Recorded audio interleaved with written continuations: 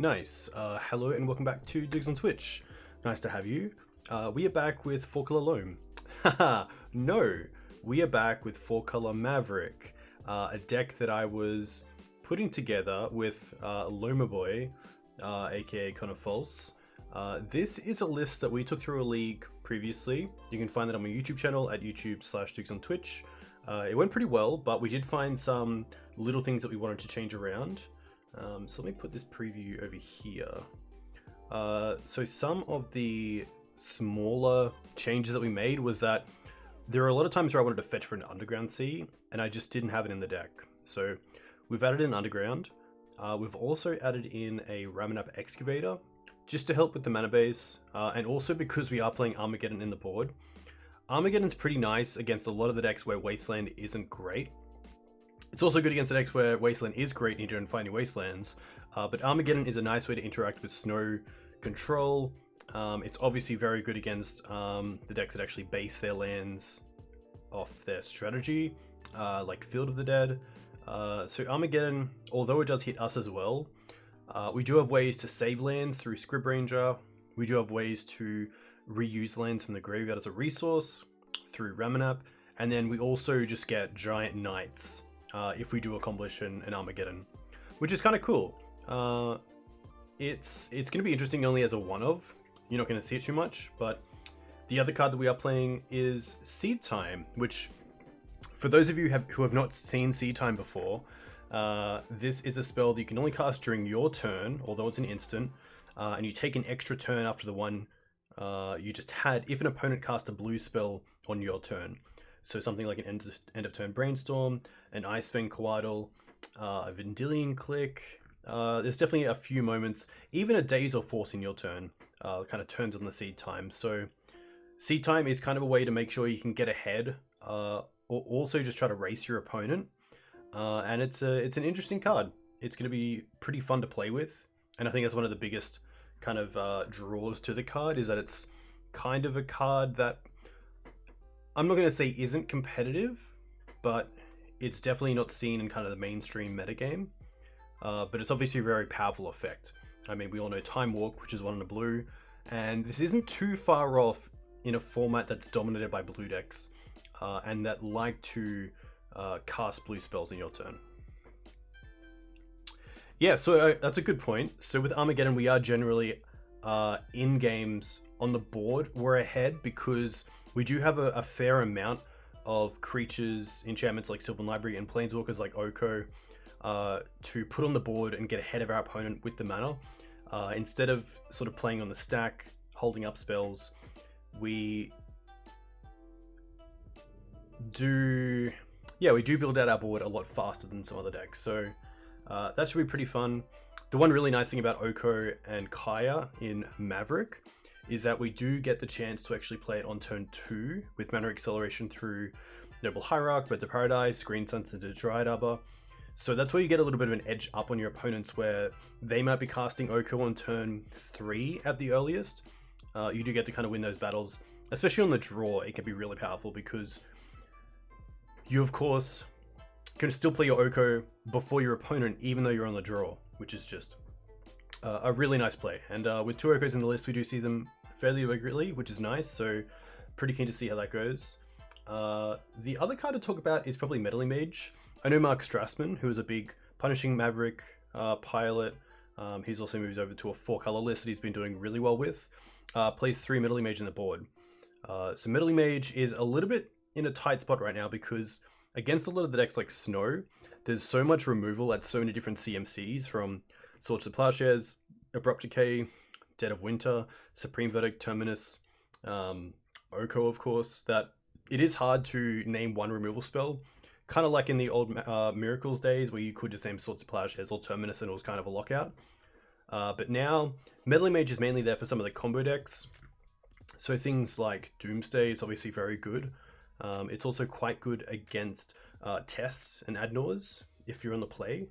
The only kind of downside is that Maverick and D&T style decks have always had that really good 2-drop in Thalia or Gaddock Teeg or Aethersworn Canonist or Containment Priest or Meddling Mage at 2 CMC, but have never really had that turn 1 play other than maybe like a Chalice for 1 if you're lucky off an Ancient Tomb, or a Chalice for 0. So that's where Deafening Silence comes in. Deafening Silence is just really strong because although it's a speed bump for your opponents in most cases, it's not just a game over kind of card. It does buy us time to then build the board out with other pressure in our 2-drop hate bears, or in a night I can then start going up fetching at Wastelands. So Deafening Silence is also really nice. And Kunaros is an interesting card. I haven't played too much with. I haven't seen it too much when I have played it, because usually it's a 1 or 2 of, but I am keen to see how it goes in some of the decks we bring it in against. It does turn off Dreadhorde Arcanist, which is a pretty huge appeal, but not being green in a Green Suns deck always pulls it back a little bit, which is pretty rough. But yeah, we'll see how this goes. Hope you guys enjoy the stream. Hope you guys are having a nice week. This should be pretty fun. I'm always pretty happy to bring a full color deck to the league, because right now we're not getting punished too hard by having sort of a 4-color mana base, which is really nice. There aren't too many decks that are trying to wasteland you out of the game or playing Blood Moon. Back to Basics is a little bit of an issue, but we do have Abrupt Decays and Night of Autumn and Force of Vigor in the board for Back to Basics, so hopefully not too much of an issue.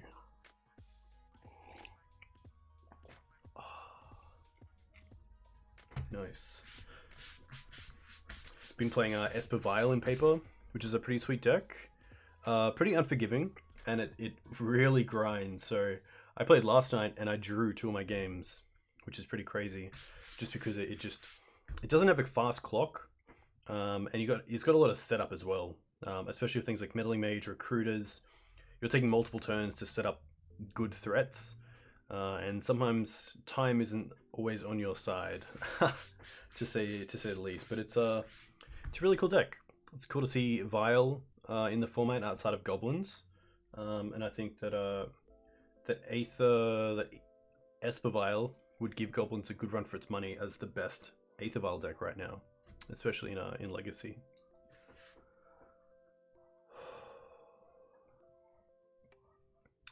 Will we get a match? Hey Alex, welcome. Do you go to the beach this summer for some sun?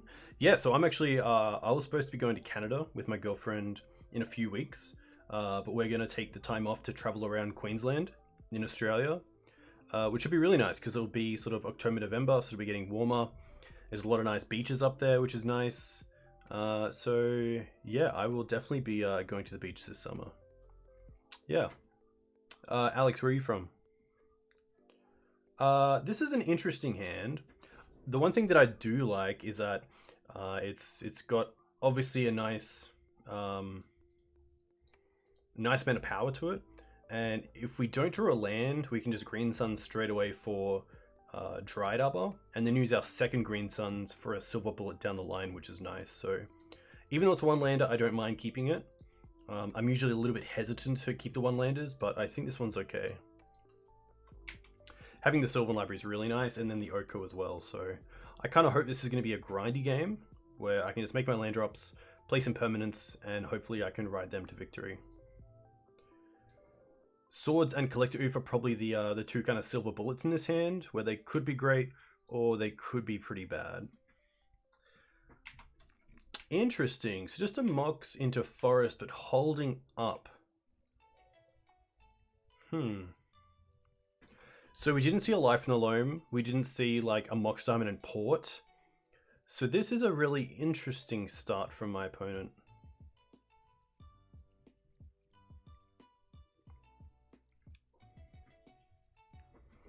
Yeah, Argentina's really nice. I haven't been to Argentina. I have been to Italy. Very nice. I've been to Rome and Florence. I don't think I can play around Wasteland, but Dryad Arbor. I'm just trying to think what my opponent could be holding up, if they're holding up anything. I think we're just going to go for a basic Forest into Dryad Arbor.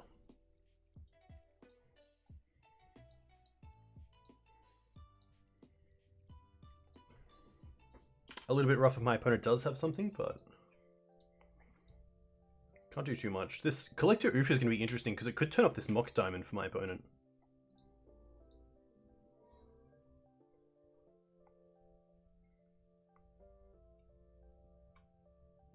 Sometimes I do see lands players holding the Mox Diamond until they have something to do with it. Alright. So now we really need to draw a land at the top. Hiya! Not what we want. We can't Green Suns either, but I think this is going to be okay. Looks like our opponent's passing, so if we can land this Collector Oof and take them off this Mox Diamond mana, I would be pretty happy. Blast Zone. Okay. But still no follow-up. I'm not too sure what they're holding here. Verdant's nice.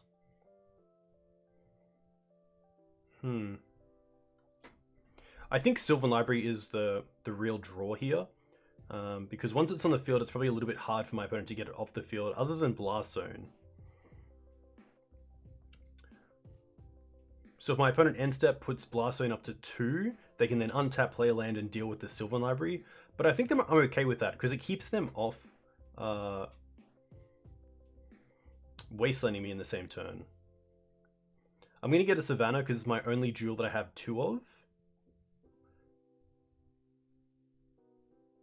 And then it might be Mox Diamond here. It might be Collector Oof. This is a really interesting one. I think it's the library for me.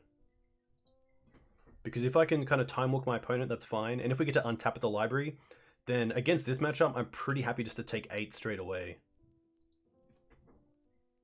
I guess my opponent could have something like Abrupt Decay. Okay. I guess maybe Collector Oof was correct to try to bait out that.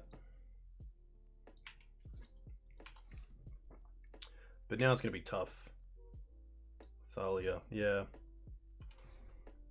This is where the one-landers aren't the greatest, as you can see, but interesting keep from our opponent because they didn't really have anything until now. Library. Yeah. We're going to have to go to discard as well. So if our opponent has crop rotation here, they just win. Which is pretty unfortunate because I do think this is a pretty good matchup. But obviously just maybe the one-lander was a little bit risky to keep.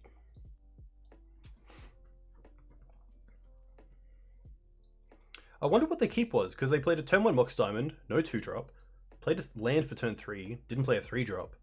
So that's a really interesting one. Here, I'm looking to bring in some amount of Graveyard Hate for Life in the Loam, and some amount of sort of grindiness. So I do like Vraska, I do like Force of Vigor, and I do like Bojuka Bog.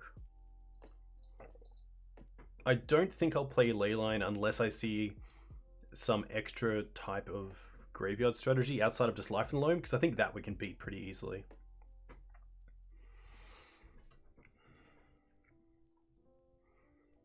I still like Collector Oof as well because of Mox Diamond. The one card I'm really thinking of is Armageddon here, and I think Armageddon's fine because it looks like a bug version. So I assume they're going to be playing Field of the Dead, so I don't mind getting rid of their lands. And then I think Plague Engineer is probably a card I can cut in this matchup. And maybe I want to bring in...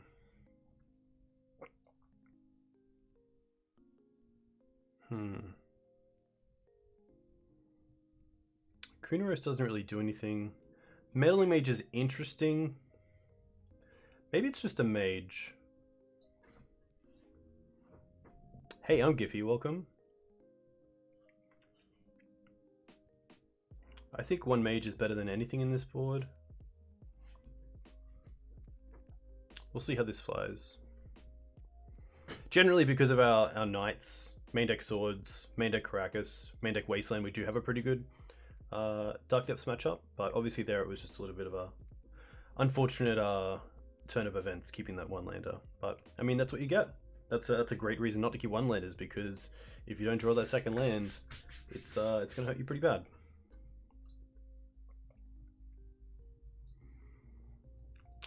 I still like Questy Beast as well in case they're playing Mazavith. They're probably playing Oko, so I like to have the creature with haste that doesn't trade with a 3/3. One interesting thing as well is that with Questing Beast, you almost always want to be attacking your opponent and then dealing damage to the Planeswalker. But if your opponent has a Leovold out, then you might be incentivized to just attack the Planeswalker with Questing Beast because you don't want to target the Planeswalker and allow them to draw the card off the Leovold. So that's like a corner case where I only recently found it out, is where you do want to attack Questing Beast into the Planeswalker and not into the opponent.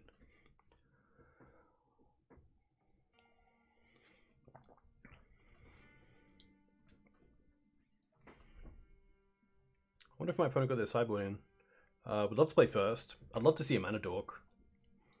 This isn't a Mana Dork, but it's an interesting Doogs. Hey Timmy C, welcome. I don't mind this. It allows us to play around Wasteland until we either play the Knight or the Oko.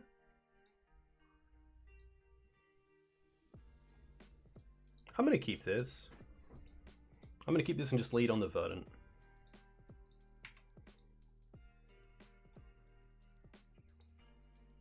This plays around Wasteland, this plays around Port until turn 3, which is kind of cool.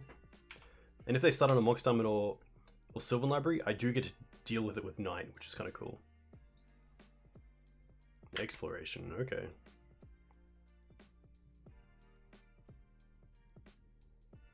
Well, that is definitely something that I want to deal with. Caracas is okay.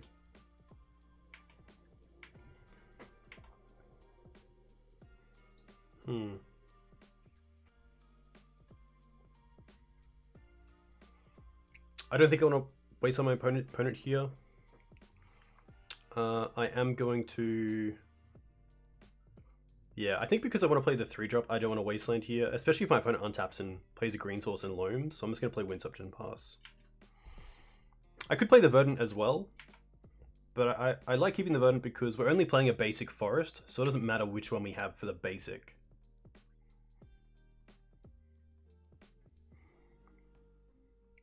Mainly because I finished Esper Vial, so I wanted to run that and see how that went, which was pretty fun.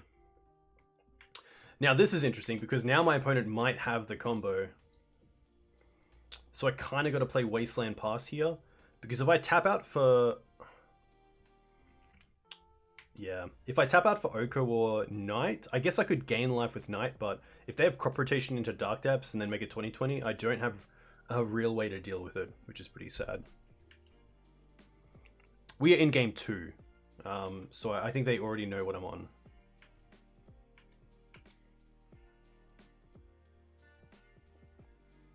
Hey, don't be sorry at all. That's a great pickup if we were on game 1. Maze is fine.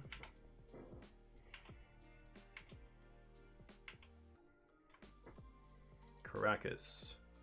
Okay, I'm going to keep Caracas for now. And I'm just going to go... I'm just going to fetch all for Jewels because I did see Ghost Quarter in their list. So let's go Savannah.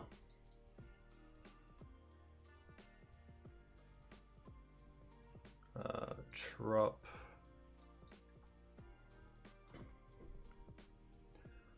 Bayou.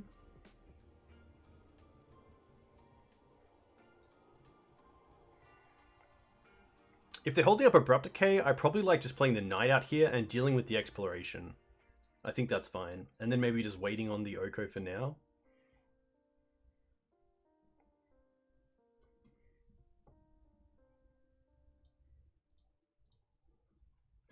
Because if they want to waste an Abrupt Decay on the Knight of Autumn, I am more than happy for that.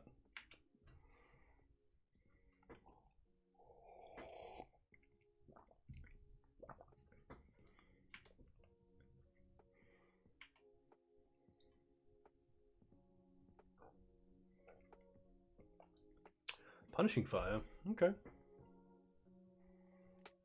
So here I do have the option of using Wasteland, but because they still have green mana up for crop, I don't really want to throw myself into that.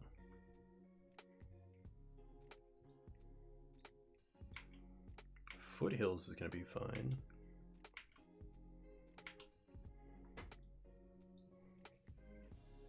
Three lands in hand.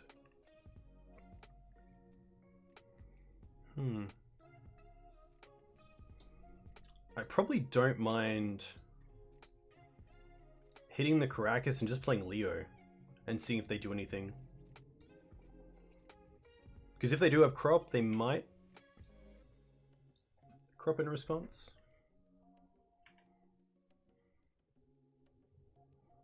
Floating white. Okay, I'm not still going to do anything. Ah, maybe they're using... Okay, I thought they might use that mana to copy Thespian Stage into a basic forest so I can't wasteland it, but looks like they have different thoughts.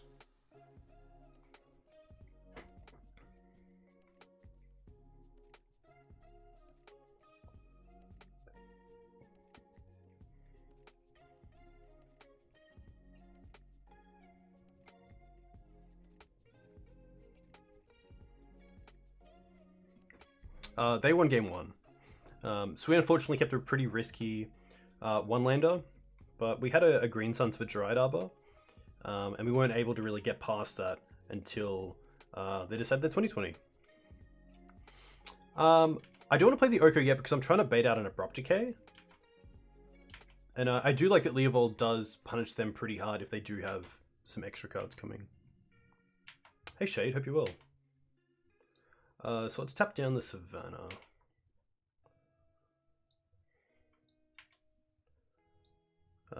Oh, that's interesting. I'm going to hide the Caracas still. Going to go for Oko. You're just spent. Yeah, it is Thursday night. It's getting, or maybe Wednesday morning for you, or Thursday morning for you. There's a few things. I am going to attack with the Leovold because the maze draws us a card each turn if they try to maze it.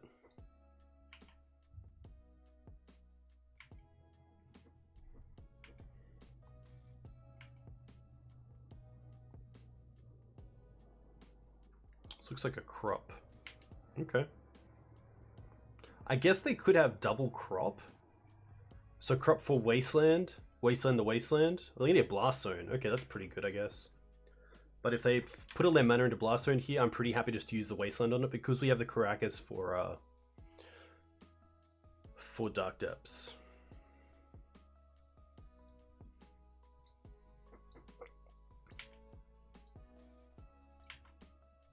To be fair, they were only ticking it up once, so maybe...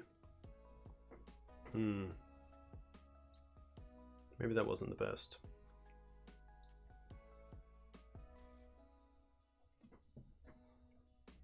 You had a PT session? Very cool.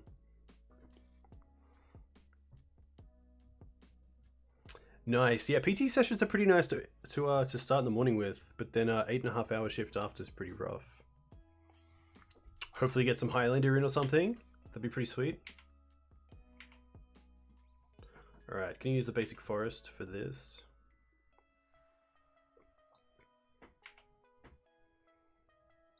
Tundra. This is pretty interesting.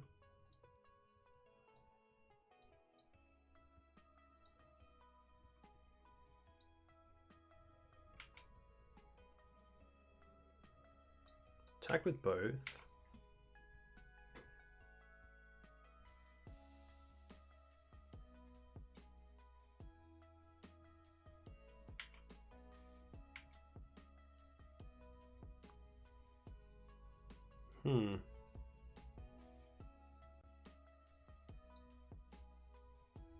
Haven't played a land yet. I'm wondering if I have to use the Green Suns here.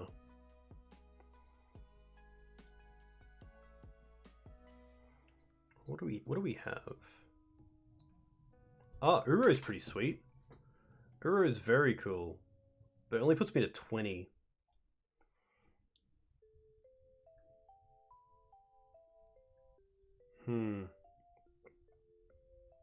I could be dead here, so I kind of want to play the Caracas, but it means that they have to have crop rotation as well. So I could Green Suns for Scrib Ranger if I really needed a flyer. I could also go for Birds of Paradise. Maybe just going for the bird is fine.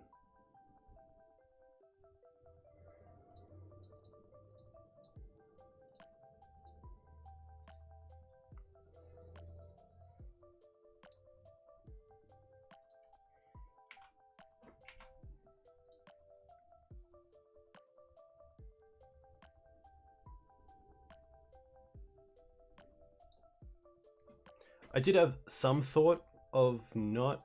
Okay, interesting. That's pretty nice. Hey Dark Cloud, welcome.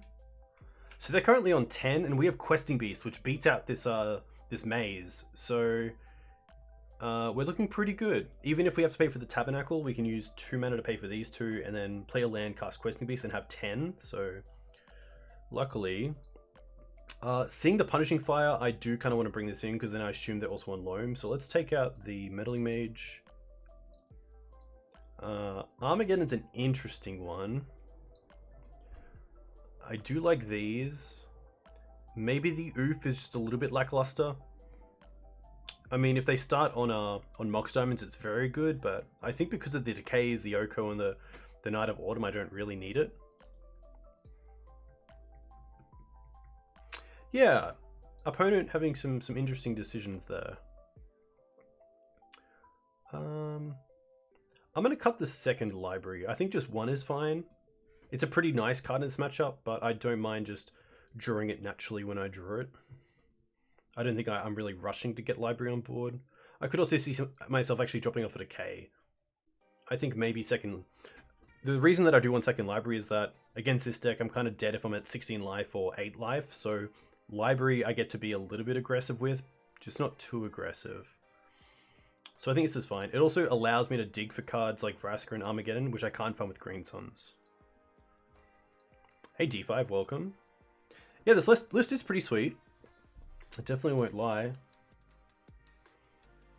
It's always nice playing 4 colors and not getting too strung up over it, which is nice.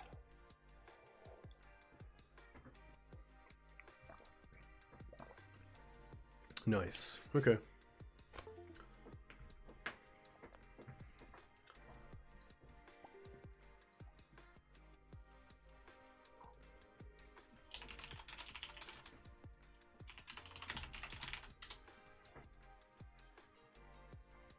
All right. Decay's nice, maybe. I don't think I need too many. The main Decay target that I have is probably Oko if they're playing it, or their own Sylvan libraries. I'm not too afraid of something like Tiles Tracker because of Source of Clashes as well as Removal Spell. Kai is really nice in this matchup. You get to exile Loams and Punishing Fires, you get to deal with Mox Diamond, Exploration. The Neg one also deals with Maritlage, which is very nice to have. It does exile it, so that's a pretty nice trade if I can pull that off. Not even a trade, I guess, because you don't even lose the Kaya. Kaya definitely one of my favorite cards that has come out over the past sort of year or so. The Neg one has a lot of targets. All right.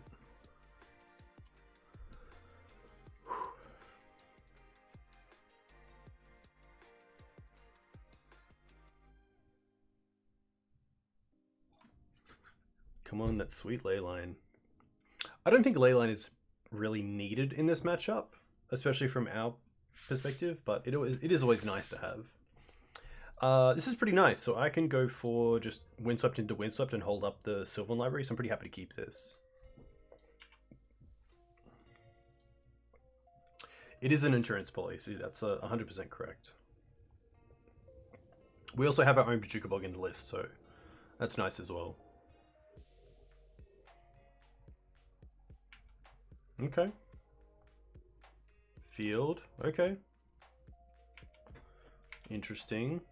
I definitely feel a Loam coming, but we'll see what happens. Scoos, okay.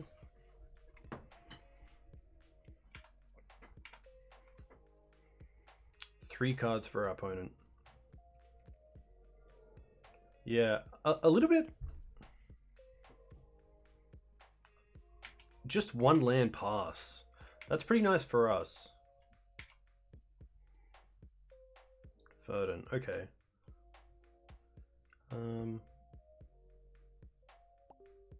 My opponent might have brought in Surgical, so I guess for that reason, I might as well use these Windswept Heats. Savannah.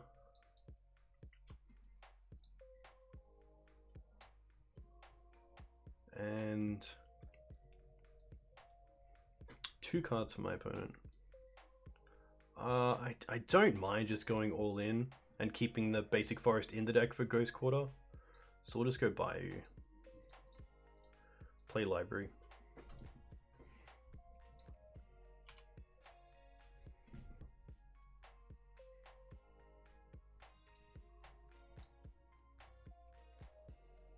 Looks like they're going to draw a card here. That's fine. Makes me think they have Loam, which would be really nice because then we get to eat it with Scoos, if that's the case.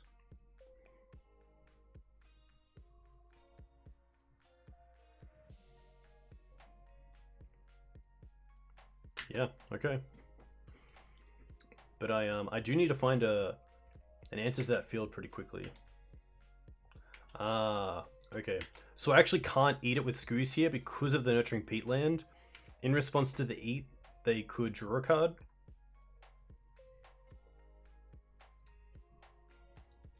Okay. Well, let's go pay and pay. Do I want to go to 10? Yeah, I'm happy to go to 10 here. Because we can go Uro into Wasteland. Which might not seem like the greatest, but I think that's better than just Knight here. Because I do want to get rid of this field.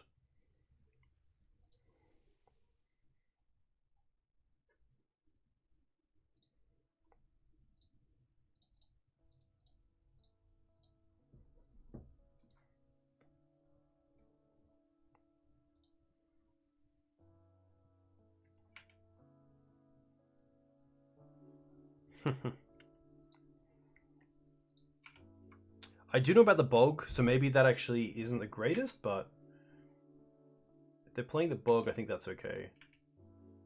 I'd rather get in a situation where they put this Loam in the bin and don't have it around.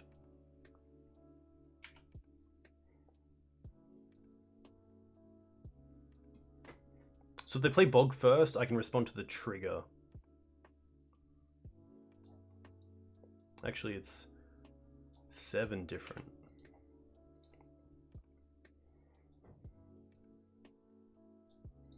One, two, three, 4, 5, yeah.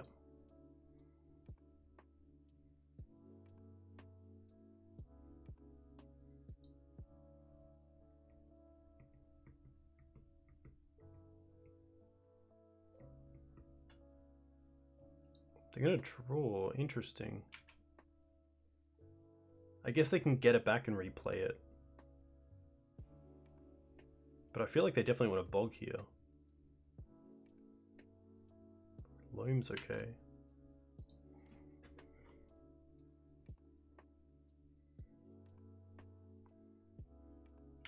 Interesting. So now I could Wasteland the Peatland, but they probably just draw a card.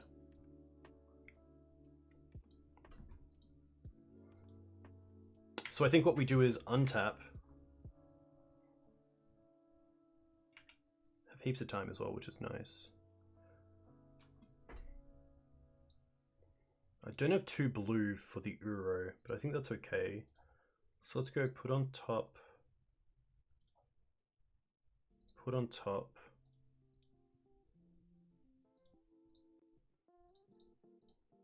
Play Scoos. They're not going to do anything in response, which is interesting. So now I get to play Wasteland. I'm going to Wasteland the Peatland. They're going to draw a card in response. And I believe in response I get to eat the Loam. Hopefully this is the correct way to do it. I feel like maybe not because it's a replacement effect. But I guess we'll see.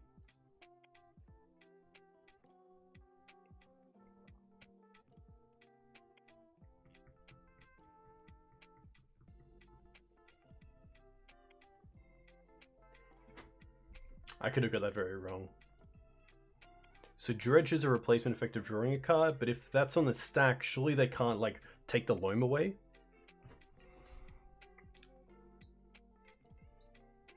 Yeah, I think I've got this incorrect. But surely the draw effect, which is replaced by Dredge, goes on the stack, so I can respond to that by eating the Loam, and then they just have to draw a card? Or is it different?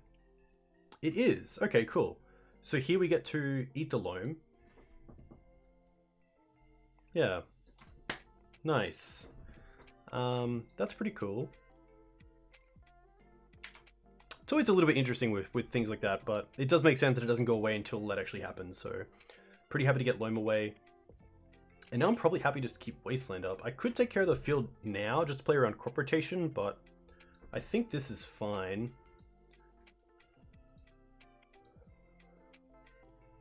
I can't really take them off Abrupt Decay or Punishing Fire because of their mana base.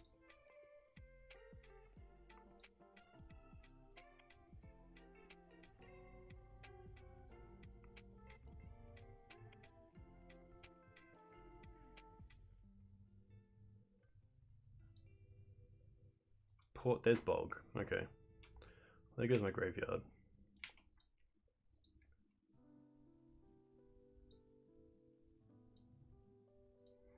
Fire's pretty good.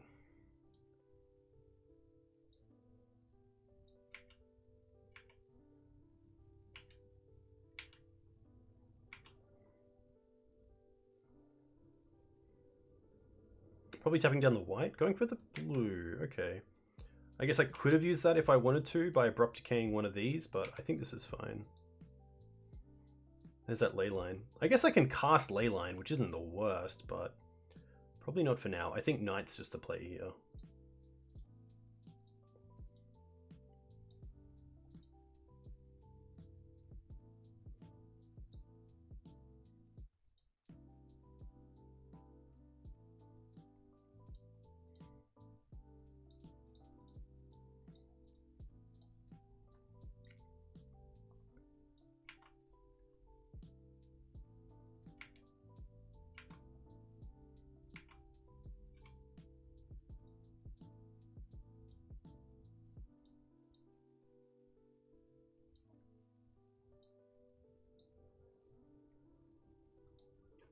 I guess looking at this, now having 6 lands in play, I should have dealt with this in upkeep or draw step. But it looks like they're doing something first. That's interesting. So now I'm pretty happy to take care of the field because they can't put in a land now.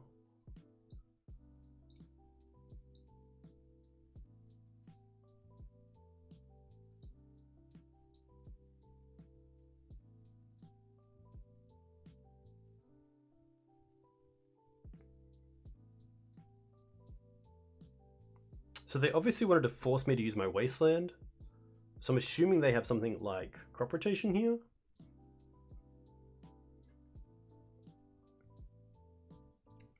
I'm not too sure if I want to get on next turn. I probably want to build out my board a little bit more.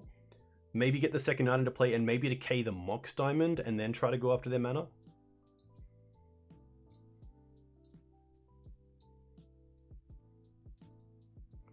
But it is tempting. There's even a case for me to never play another land and just hold lands in hand until I get it and then start casting my lands.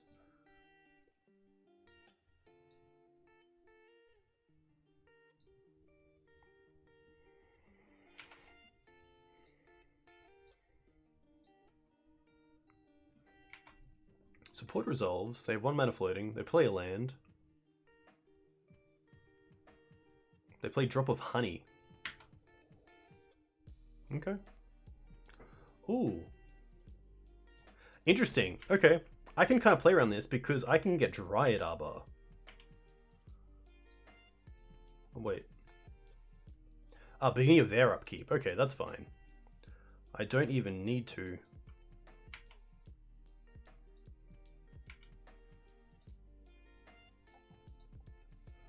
Put on top, put on top.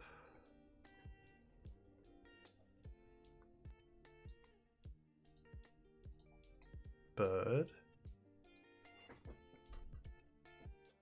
That is OG Porphyry nodes. That is, that's correct. Let's go for another knight.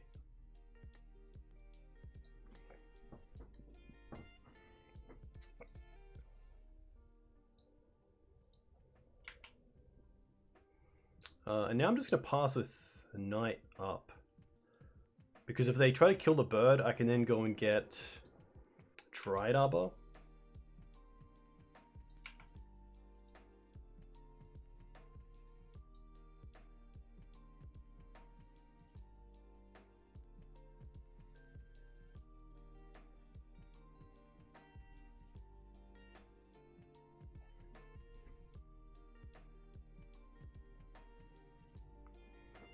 Interesting, so they're punishing via hand. That's okay.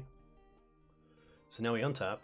Drop goes on the stack, and in response to that we can fetch up Dryad Arbor?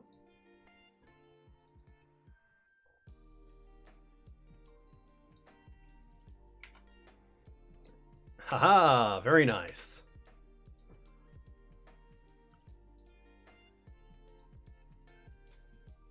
I would love them to just run out of cards here, because if I can play the Nurturing Peatland next turn and just Armageddon, knowing that my opponent doesn't have like double Abrupt Decay, we're looking good.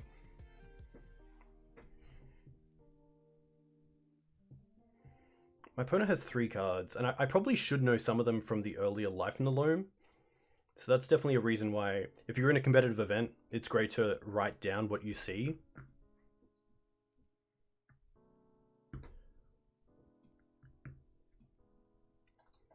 So I don't think my opponent had... Okay, there's a Wasteland. That's fine. I guess the drop I have to deal with as well. Because drop is... Oh, no. Actually, no, that's fine.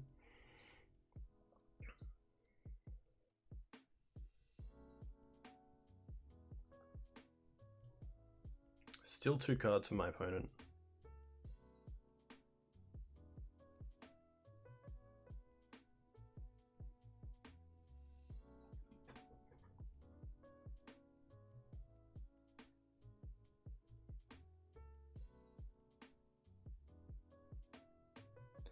Black and green. This looks like a decay. Crop rotation. Floating a black. Tabernacle's fine. Tabernacle's actually pretty funny. Nearly. So we untap. We definitely pay for both of these.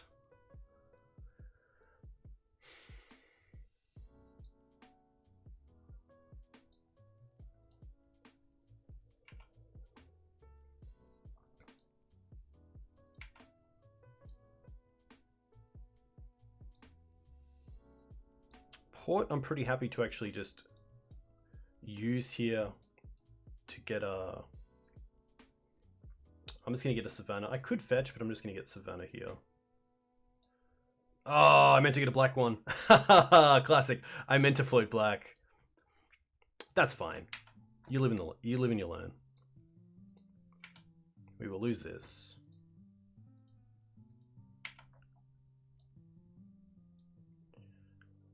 Okay.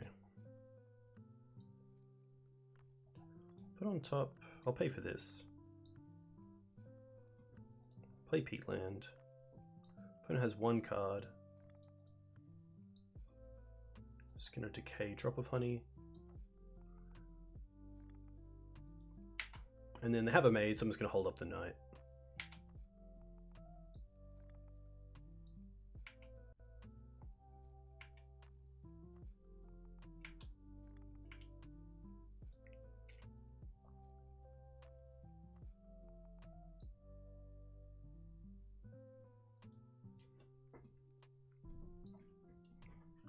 They're Port and Wasteland.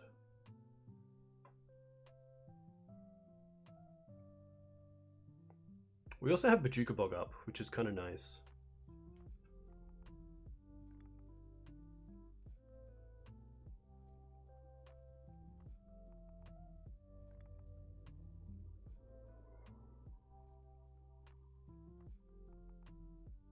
Decay Sylvan Library. Interesting. Not going after the knights. Maybe they think I have step.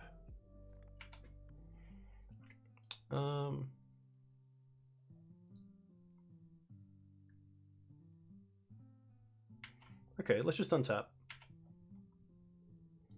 And I will use...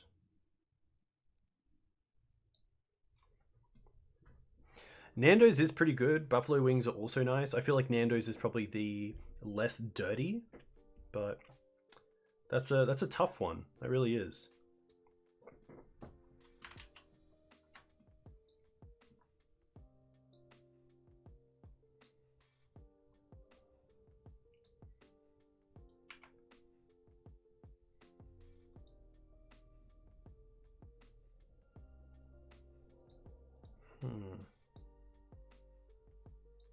probably just drawing a card here, let's be fair.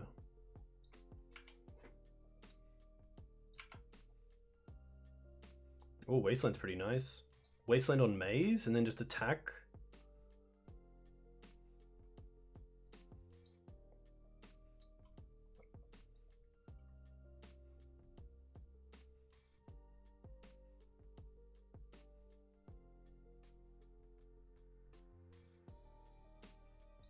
They have one card. It could be Crop, but they have to fetch for it.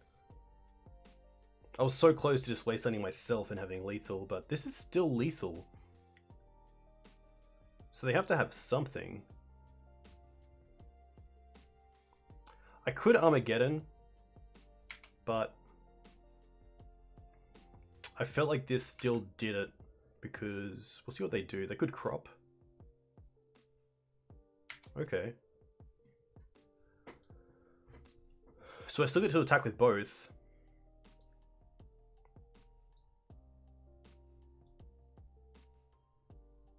And then one gets untapped, and then I get to keep it up for like Bajuka Bog, which is really nice.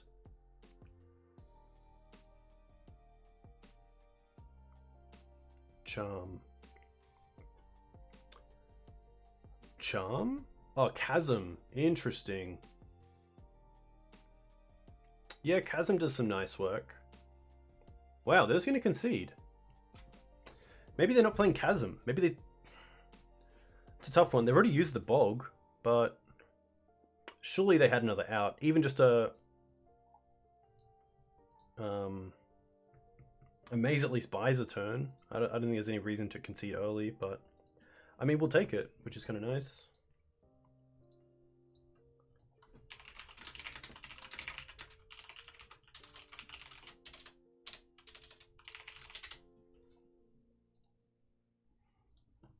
Update that score. But yeah, lands are... Land-based strategy, of course, something that Maverick likes to prey upon. It can be a little bit rough against the decks that play Oko, but when it's just the classic red-green, I'm usually pretty happy to play against it.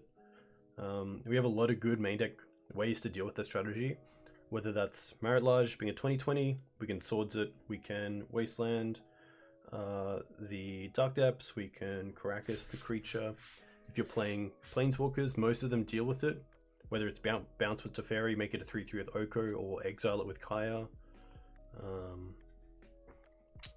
Yeah, if I could play against lands all day, I would play against lands all day, because the matchups are pretty interesting as well. Hey Peter Simon, welcome. Hope you're well. Hope you're having a nice week.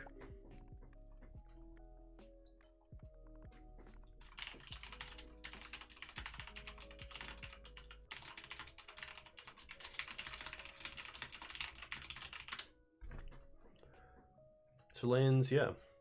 Lands seeing a bit of play. Probably a lot more players on primetime based decks with field as a sort of combo finish.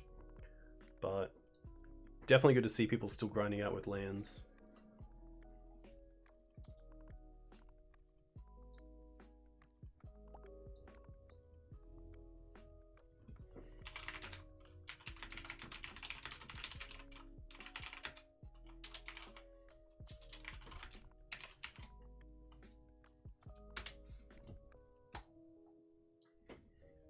How are you guys in chat?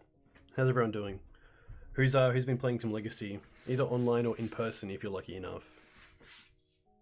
We have a pretty good local scene. Been getting about two. Been getting like between 8 to 15, which is really nice. Hey Joanne, welcome. Doing pretty well, thank you. I'm gonna keep this as well. A little bit slow on the play, but I like having both Thalia and Abrupt Decay. That's pretty nice, so I'm gonna keep this. And then Questing Beast as a finish is always nice. You won't be making to the winner duel? Hey, at least you're earning and not burning. Congrats on the new job. Very cool. Obviously a pretty tough time to be getting a new job, so that's a pretty big achievement.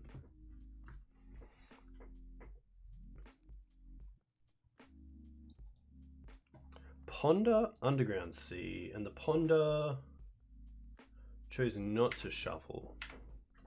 So this is an interesting one. I'm going to assume I'm against Storm. Birds actually makes this pretty easy. because I was going to wasteland my opponent, but I think the best play is just to turn 1 birds and then turn 2 Thalia with wasteland. If my opponent shuffled, I think I would be a little bit more enticed to wasteland my opponent on turn 1. But because they didn't, I probably just want to build up my board myself and get this birds into play. So I'm going to go for a Savannah and play birds.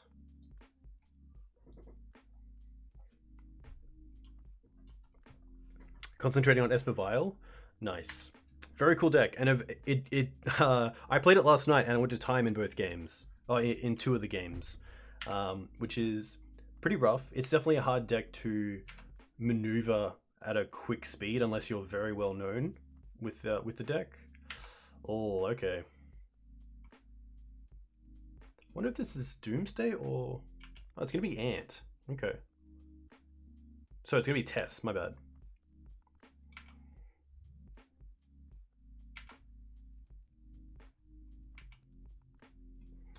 Alright, Adnors.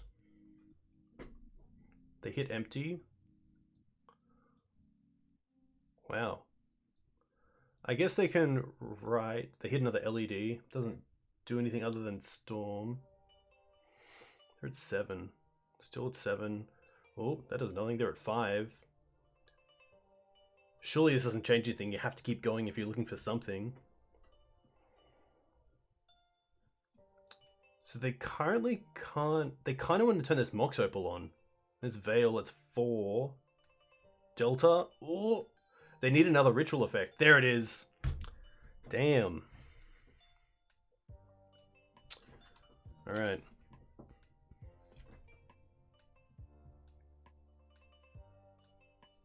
Nearly had them. But yeah, pretty tough on the draw. Obviously on the play, really nice with Thalia and Wasteland, but sometimes you just it just happens. We do have some nice outs. We do have Plague Engineer in the deck, which would be pretty cool to draw into. We do have Collector Oof in the deck, which is great on the play, but not so great on the draw, as you can see. It looks like our opponent might even just be going for some other way to win.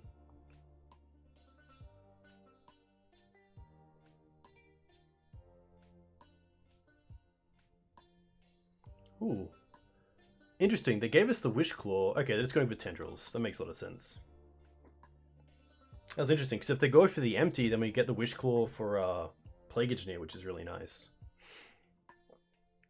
So Tess, I'm pretty happy to take out these.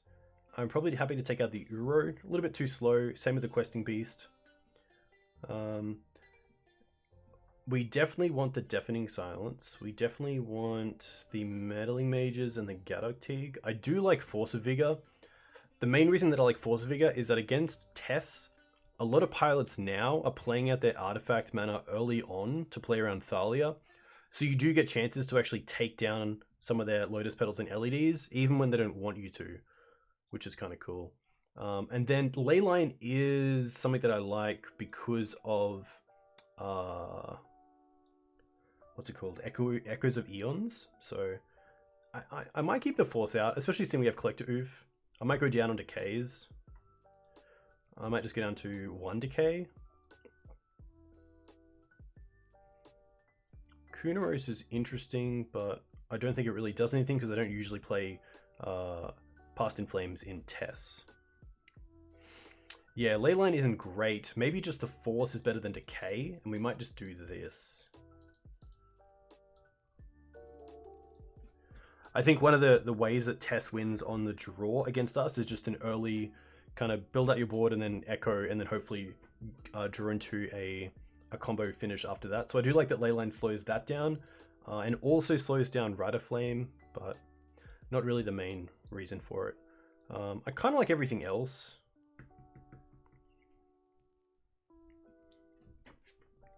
Hey Scorpion, thanks for the follow. Let me know where you're from. If you play Legacy, what you play in Legacy. Yeah, Force is interesting. I think this is fine. We'll see how this goes, and if there is a game 3, there is a game 3. But typically a pretty tough matchup. It is nice to have Deafening Silence. Like this hand is fine, but if... I guess this hand kind of stops them from going off turn 1, but it doesn't have anything to back them up. The only issue with this hand is that it's nice to have Thalia, but Thalia is at most a speed bump, so you really want to be applying more pressure and more disruption. Knight and Oko are pressure, but they're not disruption in the same respect. So something like Leovold is a perfect example of both pressure and disruption, and that would be a perfect draw after playing Thalia, but I guess it's nice because we get to go Thalia and Wasteland turn 2, and then still have Knight the following turn if we draw into a land. But it's a tough one. You cashed with Maverick for your first GP. Very cool, nice. Oh, nice, that's awesome, that's very cool. Thank you for the follow as well. It's pretty tough to throw this back. I think for that reason I'm going to keep this. There's so many good draws. And, you know, a turn 2 Thalia and Wasteland is pretty nice. So I kind of just hope that we can go birds and pass, but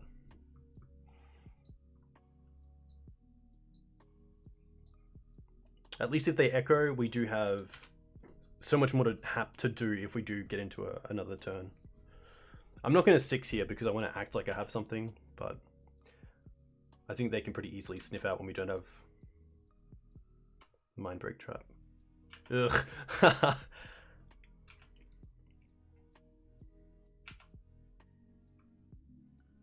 Maybe just another Adnors? Ritual.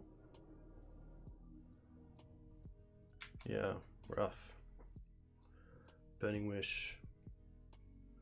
LED. I mean, at worst right now they have the reset, but yeah, this looks like game, unfortunately. I guess like we could have mulled maybe to a Deafening Silence, but that's about it. Which is pretty rough, but you know, it's kind of the games you got to take on the chin if you're going to be playing a fair deck like Maverick.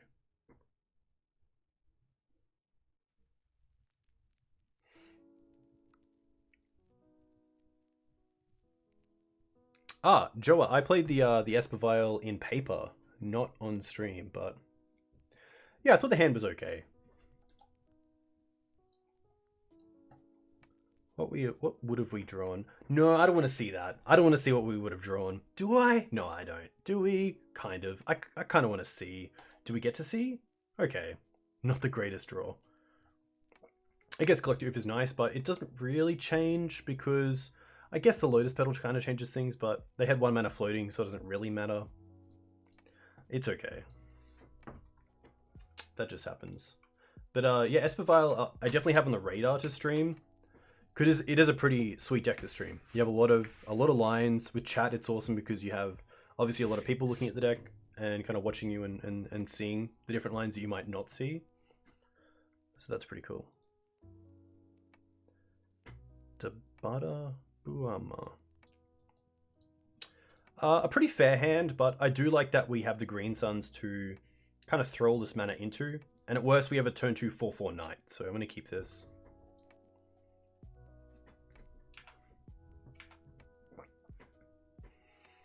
Snow-covered island, Preordain. Okay.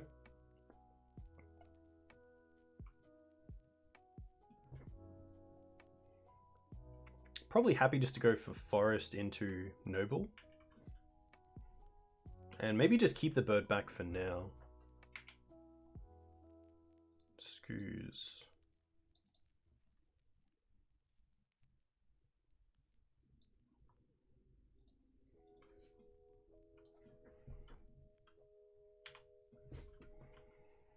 Snow-covered island Preordain could be a few things. It could even be something like a blue-green Omni.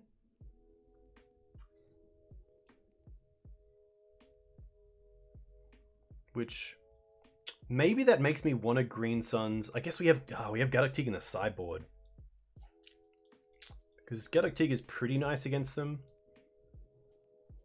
They're gonna fetch. Underground Sea, okay. Huh, another Brainstorm. Interesting. Looks like they're digging for like 1 card to go off. So I think just because they're probably a combo deck, I just want a Green Suns for Collector Oof next turn. That's a really interesting line. So they went Brainstorm, shuffle 2 cards away that they don't want because they assume they're playing against Maverick, and then Brainstorm again without a shuffle. Please don't draw Collector Oof. Oh, Kaya. Yeah, I'm pretty happy just to go for Collector Oof here. It is sort of the one thing that keeps me from not dying to an unfair deck. So to do this right, I think I want the Tundra.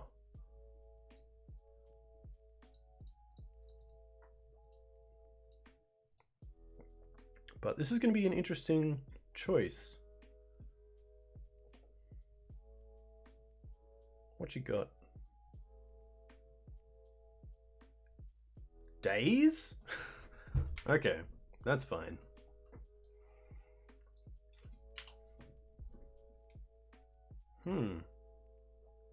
Very interesting.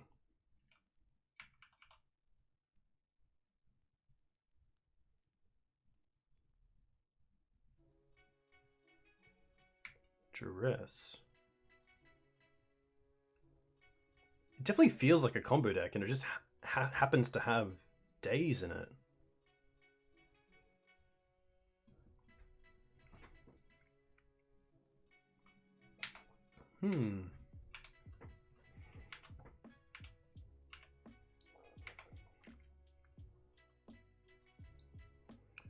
Uro's nice. I think Knight is just better, especially to get something in play. Oh.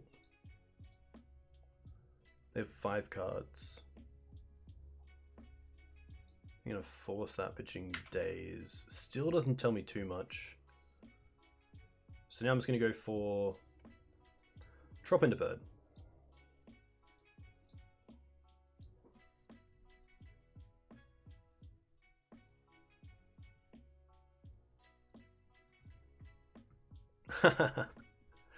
Yeah, I'm just not. It's got a little bit of everything. It looks like a combo deck that has counter magic in Days and Force.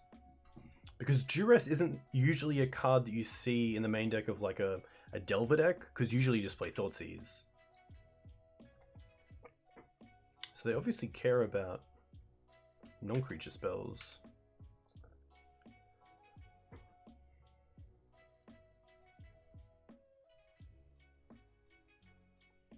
Unearth. They're gonna cycle it. Okay. Interesting. Maybe then this is Doomsday? Because Doomsday does play on Earth, but I'm not sure if it's usually in the 75 or usually in the 60. Yeah.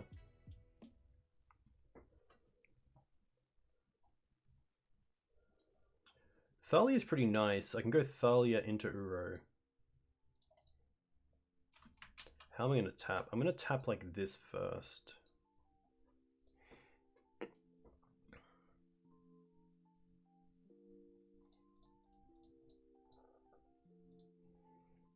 Cast Uro. Trigger. Draw first.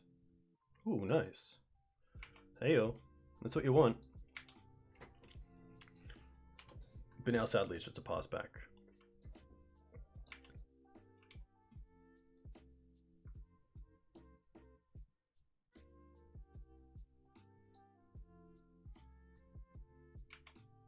Ponder's fine. What do they do with Ponder? Chose to shuffle. Okay, that's pretty great for us. Let's be honest. 100% Doomsday? Yeah. Yeah. I probably should have put that together a little bit earlier, because I assume that's probably the only combo deck right now that's seeing play that also plays counter magic. I'm gonna get Dried Arbor here just to get it out of the deck. Kind of want to get Uro. Wasteland's pretty nice. Let's go Wasteland first. Is there any reason not to play Wasteland first?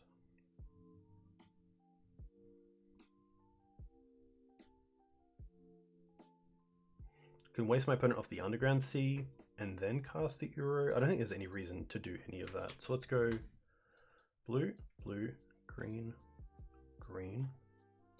Uro. Let's take out Green Suns, Kaya, Misty, Windswept Heath, and keep the other creature in there for Scoos. Draw. Another Wasteland would be huge. Oh! Very nice. We'll put in Wasteland. We will then put in our other Wasteland. Nice. We're going to take them off the Underground Sea. They're going to try to do something in response.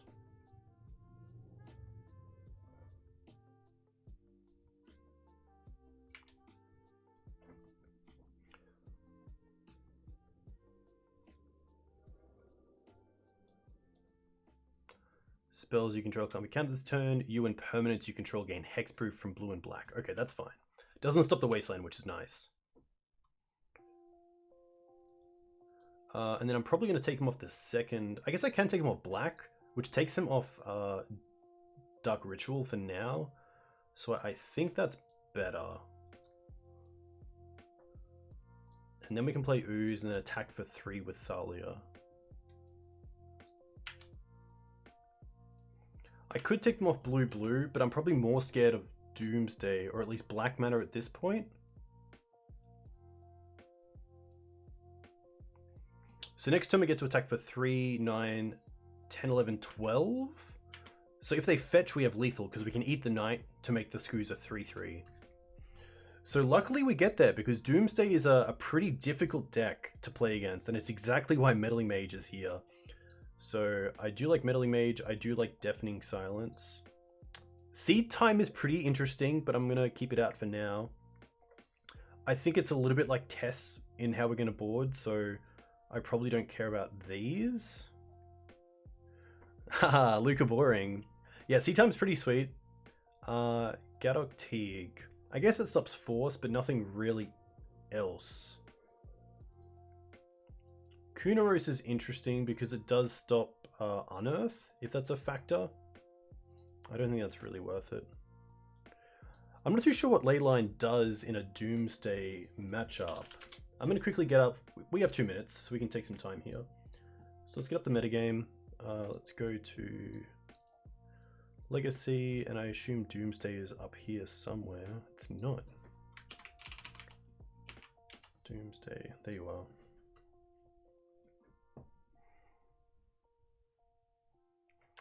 Yeah, I don't see too much happening here. Let's go to the this list. This is a 5 and 1. So I assume Fatal Push, Meltdown, interesting. Strix, okay. Strix is interesting because I don't have a great way to deal with it outside of Abrupt Decay. I think Decay is probably just the best card to keep in, because a Strix can be very annoying if I'm trying to beat down quickly. I don't think Gaddock Teeg is worth it because... Let's have a quick look again. I just had it. Did I close it? There we go. Okay, so Gaddock Teeg, what would it deal with? It deals with Force. Don't really care about that. And that's it. I guess maybe if they play like something like Engineered Explosives, it stops that, but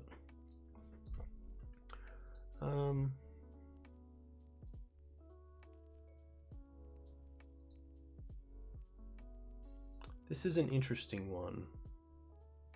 Armageddon's actually probably not, but we have 2 spaces. Maybe it's a Force because they would play out their mana early to play around Thalia, and they don't go off on the same turn usually. So I'm gonna bring in Teeg just in case. Some of the decks sometimes play Terminus, but usually it's the white versions, and I'm not sure if they're still seeing play, and if sort of Bug is just the way to go now, or 4 color.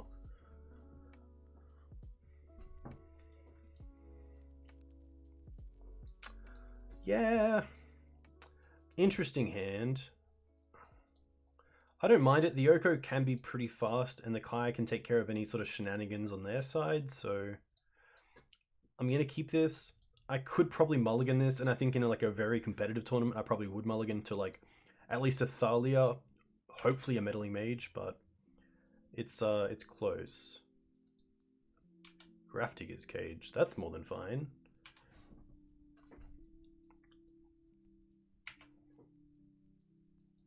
Alright, let's go for Trop into Bird. Means we can cast the Kai next turn, and we don't have to fetch.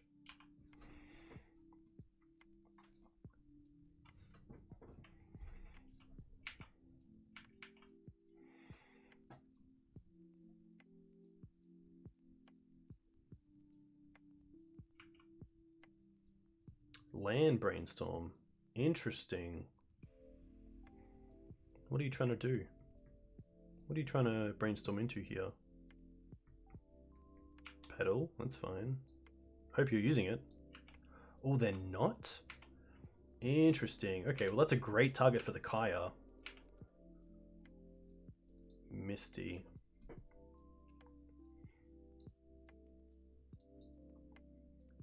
Let's fetch up probably an Underground Sea.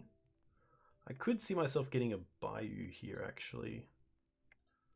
White, black, Kaya.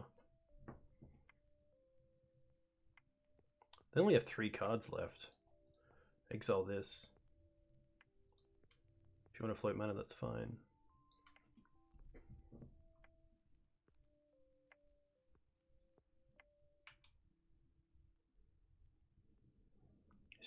Just decay? That's okay. They're down to 2 cards.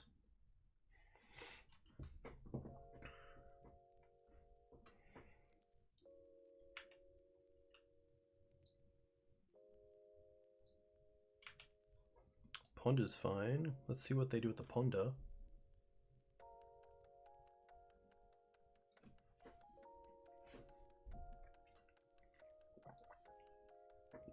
Chose to not shuffle.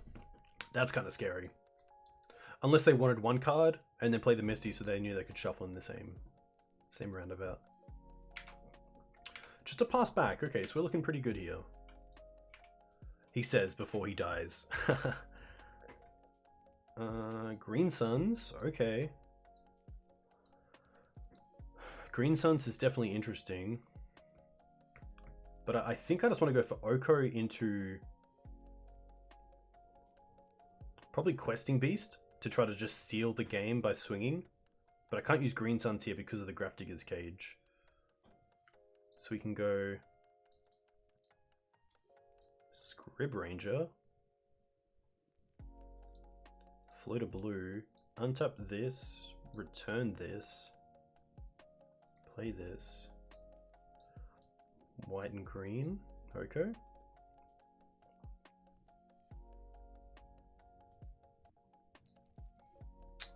Probably just create a food. I could just start ticking up, to be fair. I can't actually make the Scrib Ranger a 3/3 because of its protection, so we might just go for food here. But there is consideration to go for the bird. Yeah. I think because here I just have to race before my opponent can put something together, that I'm happy to go down on the mana acceleration because we have all the mana that we need. And hopefully to start beating in next turn. I assume we'll see a fetch here because of the shuffle for Ponder.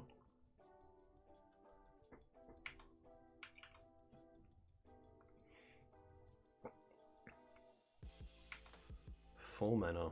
Okay. That's interesting. Another Green Suns.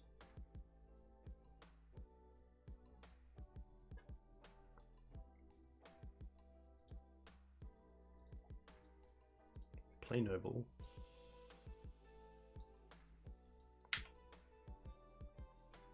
Might as well attack with both in case they have Fatal Push. I don't really care about the Exalted. I'd rather just try to get at least 1 damage in. And now I'm pretty happy to make Grafdigger's Cage a food, so the next turn we can go for Questing Beast.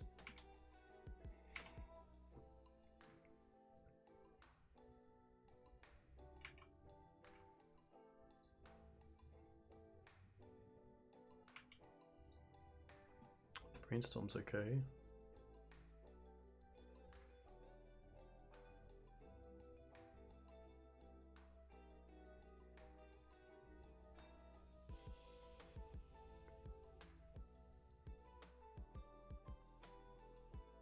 Predict. Okay.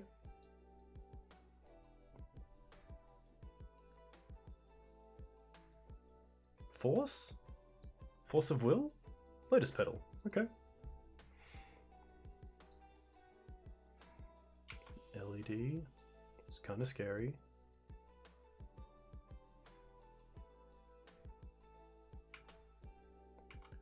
But just the pass.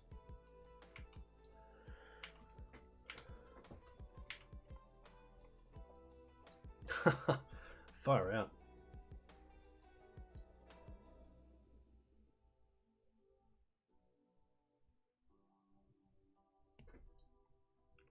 I think just to slow them down, I kind of have to go for Collector Oof here.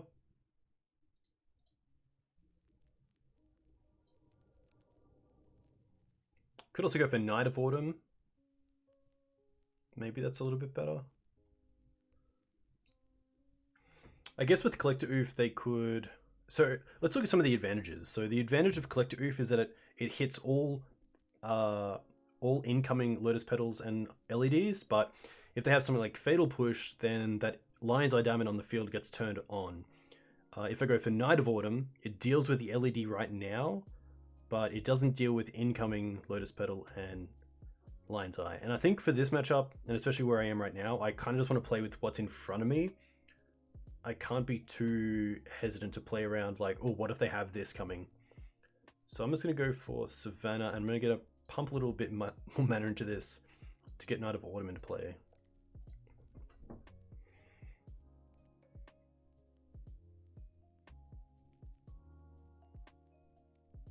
Oh, they're going to force that. That's interesting.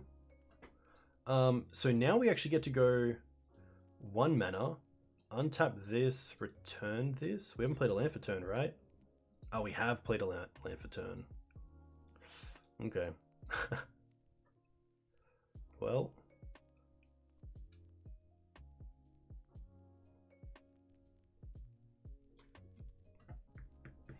Do I want to use this?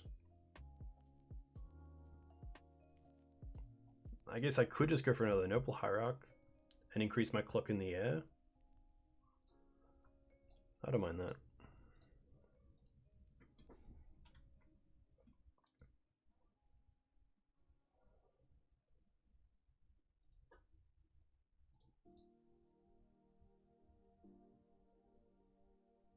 Oh, that's interesting. I could exchange... Okay. Let's go to attacks first then. Attack for 3 in the air. And then I think I might just take the LED and give them the Noble Hierarch.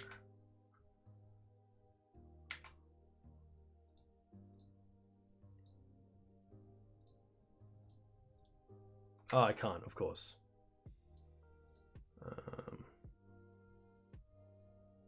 Alright, then I'm just going to make this a 3/3. And pass.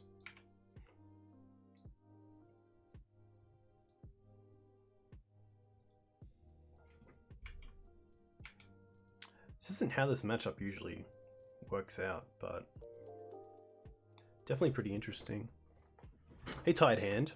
Hope you're well. Hope your hand is better. Thanks for the follow. Let me know where you're from. If you play Legacy, what do you play in Legacy? I probably just take this. I probably don't even want to block. Oko's still alive. Being on 1 or 7 doesn't really matter.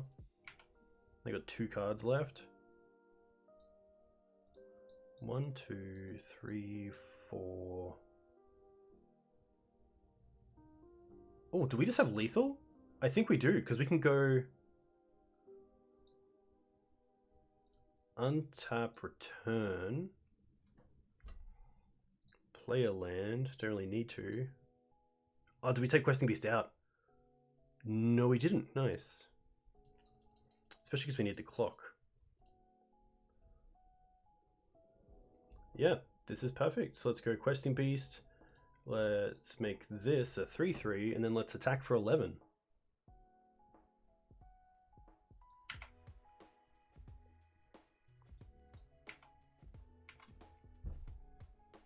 They have to have a removal spell.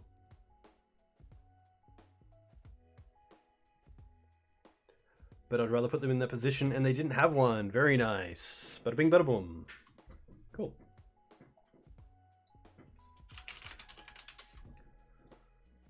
All right, back in the winning board. That's where I want to be. Putting in some cool matchups. So Doomsday, Tess, and Lands. Where's my book? Where's my book?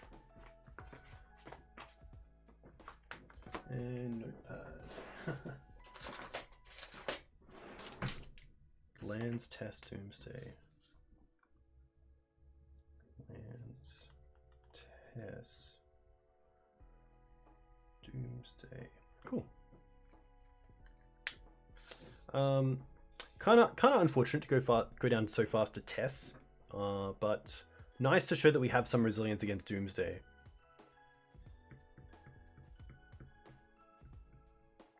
Yeah, really nice. So the fact that we didn't block a 3/3 with a 3/3, we had lethal, which is really cool because I think in that matchup it doesn't really matter if your Oko's on 7 or 1. It's still going to be an Oko on the board, which is really nice.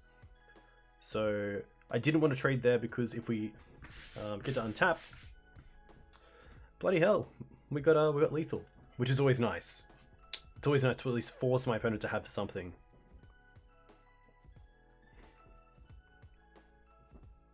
But yeah, I guess, you know, to be fair as well, Doomsday opponent got pretty unlucky.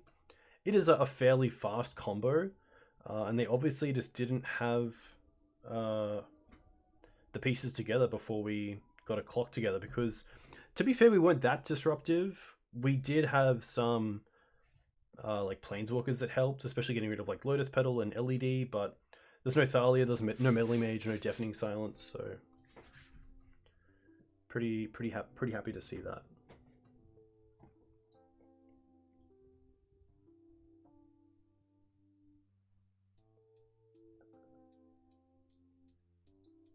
What was our loss? Our loss was to Tess. Hey, Jerry Freeman. A huge thank you, my man. I hope you are well. I hope you're doing well. Thank you very much for your 3-month sub. That is very much appreciated. And your Patreonage at Patreon. A hell of a guy. I hope you're well. Always nice to see you in chat. Jerry, do you think this is a keep or a mull? We're in the blind. We don't have a turn 1 play, but the Sylvan Library is looking nice. I kind of wished we had a fetch land so we could fade Wasteland on turn 1 and then just make sure we were casting Sylvan Library turn 2. Hey, just this and that, welcome. I think just because it is pretty far. Keep, library fixes many problems, alright. You'd risk it for the biscuit? Yeah, this would be interesting. Bayou, okay. Green Suns. Interesting. So opponent ahead on mana. Misty, that's what we wanted. Could be Elves. So Plague Engineer is going to be pretty nice, but we'll see if we get to Plague Engineer, because oh yeah, there's going to be a few matchups where we don't, unfortunately.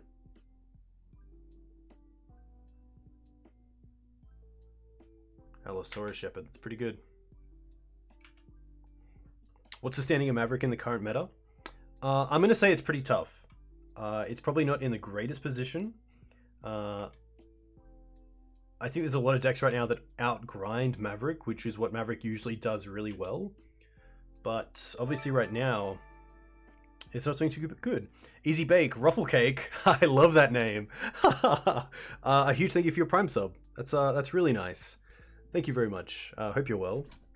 Let me know where you're from and where you got the username Easy Bake Ruffle Cake from, because now I want to buy your account. Damn, so many notifications. Nidalan, thank you very much. Let me know where you're from. If you play Legacy, what do you play in Legacy? Oh, you're in Brisbane? Very cool. Nice. Always nice to have some locals in chat.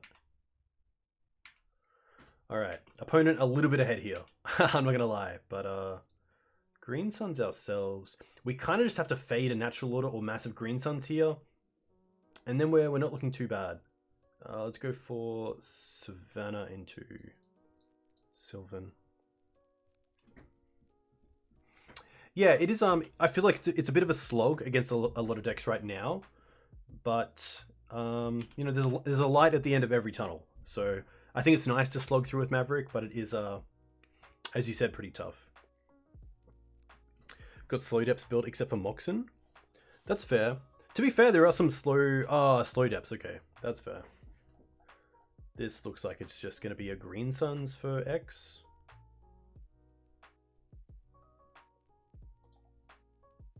Might as well see what they get. I assume it's going to be Crater Hoof. Yep. Slow Depths is a sweet deck. I had Slow Depths, and then I unfortunately sold my Mox Diamonds and built into Turbo Depths, so I could get rid of the Mox Diamonds, get some cash, and then build some more decks to lend out at locals. But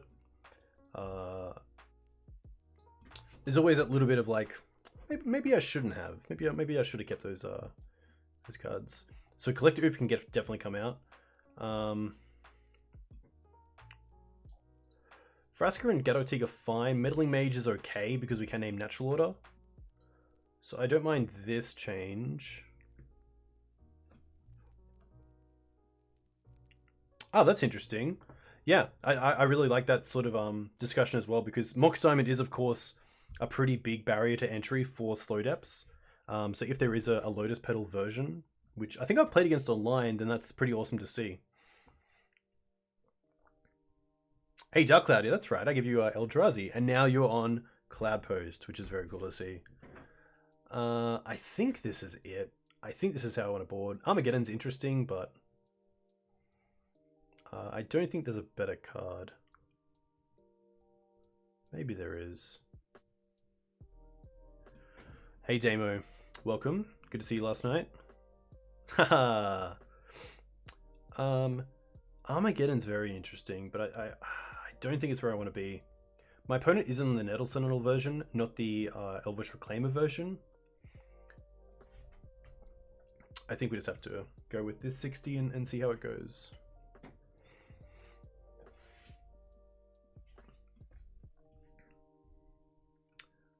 Bubbles. Haha. Very nice.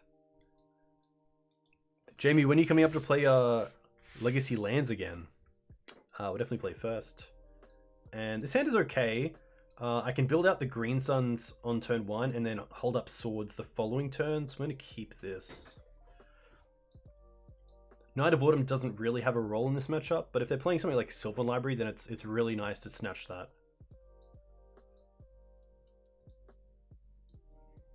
I could also go Savannah Pass, and then if we don't draw into a land, I could then play Green Suns for Birds of Paradise to have the Abrupt Decay online.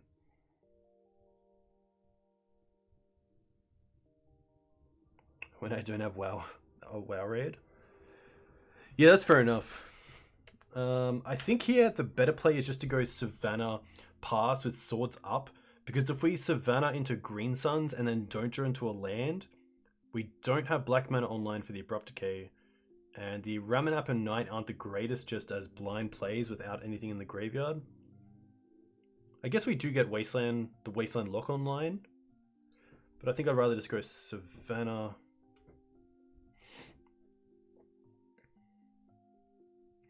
Yeah, Savannah Pass, because if I go Savannah Dried Arbor of Green Suns, I tap out, my opponent plays a creature, I untap. Am I then playing the Swords and doing nothing else? Probably not.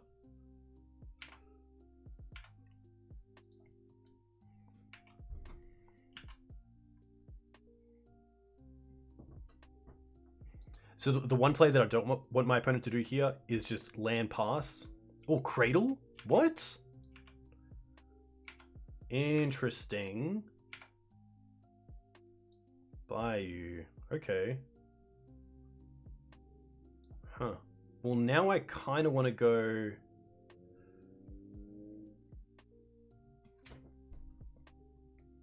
Probably just Bayou into Green Suns, and then next turn we can play Ramanap and have the Wasteland Lock online. And now we get to also hold up Swords to Plowshares, which is great.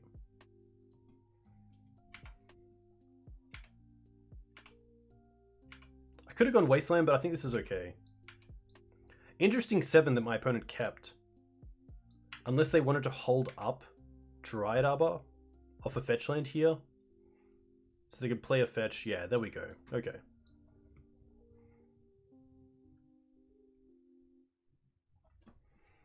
Nettle Sentinel.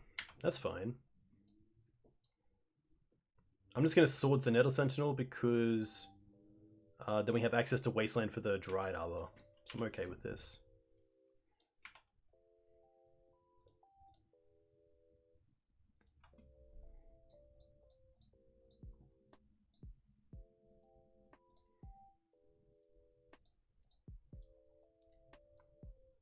This is fine. This is where I want to be. Yeah, it's fair, easy bake. You should come and borrow some decks. I have a few decks for loan. I have Eldrazi Stompy, Burn, Blue Red Delver or Rug Delver, Ant, Death and Taxes, Turbo Depths, some others. If you ever want to come, we play on Wednesday nights at Good Games Upper Mount Gravatt. I'm just gonna run back to the same list. Let's be honest. But yeah, Legacy obviously not the easiest deck to get into, but as Dark Cloud said before, I lent him a deck, and now he's crushing it with Cloudpost, which is very cool. I'm gonna keep this because it has some really good interaction. Really interesting keep from my opponent with the Cradle start.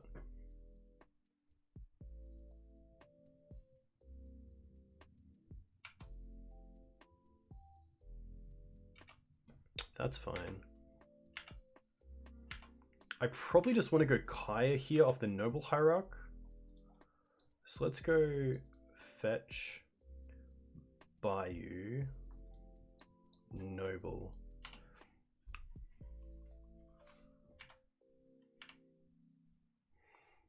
Yeah, that's fair enough. What do you play in Modern? Oof. Okay, they get to attack first for free because they get to untap it whenever they cast a green spell. That makes sense. Yeah, Eldrazi Post is a sweet deck. Okay, you play Mono Green Genwave? Very cool. Okay.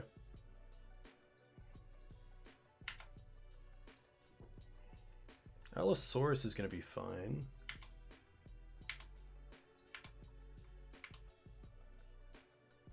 Green Suns. Green Suns is interesting. Because I kind of want to keep my opponent off Natural Order. So I don't mind Green Sun's Fatigue. And then we can follow it up with Kaya and Swords to Plowshares. So I think I like that. I think I like setting up a board state where I don't just die on the spot to like cradle into Natural Order. And then the following turn we can not only play the Kaya, but we get to actually keep it around, because if I play the Kaya here and neg 1 on their Nettle Sentinel or Allosaurus Shepherd, it's going to die to the swing back. So I think here I'm happy just to play Savannah, Green Suns for Gaddock Teeg, and it buys me some time. And it doesn't affect my hand right now, which is nice.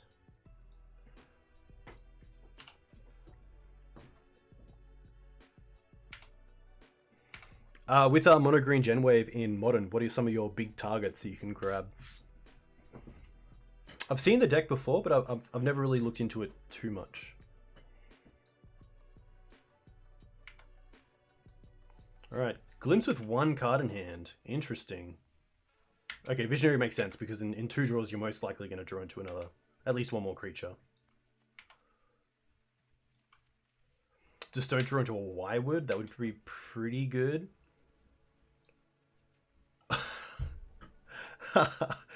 If I say it, it happens. Don't say it.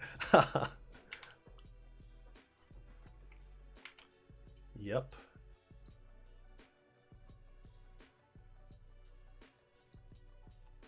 Then one more. Oh, just a pass. Okay. This is fine. So I think the Y-Wood... The Kaya goes after the Y-Wood, and then the Swords goes after the Allosaurus Shepherd.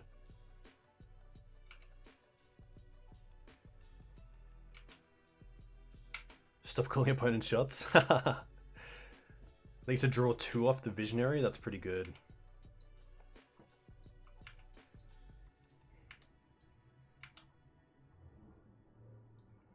Come on, Plague Engineer. That's all I want. I think because of that, I play the Peatland this turn. I guess it doesn't really matter. Because if I play a land, I have access to 4 mana. So I can cast Kaya, hold up swords, and then the following turn, we can do some shenanigans. So I think I'll fetch here.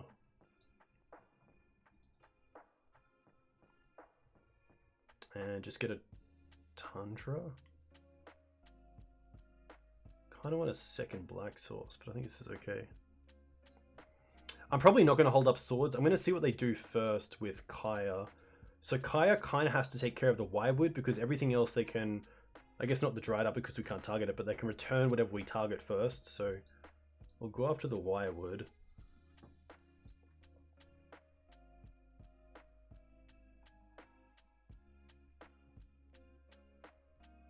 And then I'm just going to sword the Allosaurus Shepherd because they can currently make everything 5/5s, which is pretty scary.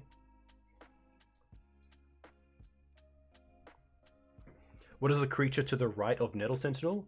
That is Allosaurus Shepherd. So Allosaurus Shepherd is a new card from Jumpstart Boyd. It is a 1 green. Allosaurus Shepherd can't be countered. Green spells you control can't be countered. And then for 6 mana, you can make each elf you control a 5/5 dinosaur. Green spells can't be countered. It's, yeah, insane. Interesting. This is fine.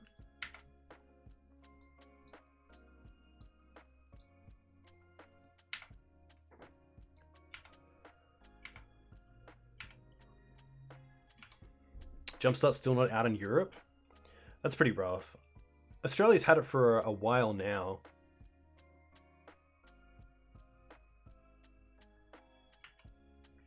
Visionary's okay. Interesting they didn't attack first, but I guess it might not matter. Jumpstart's interesting. So Jumpstart is where you buy 2 boosters, and they kind of come with half a deck. And what you do is you buy 2 boosters, you see what like clans you got or tribes, like elves or goblins. You shuffle them together, and then you have a deck, and you play against someone else. So usually you and your mate buy 2 decks, and you get to do some cool stuff.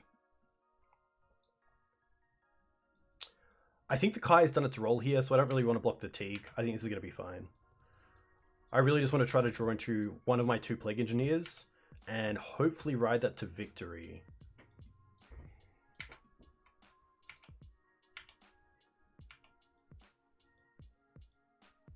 But this is looking pretty rough. Meddling Mage is interesting.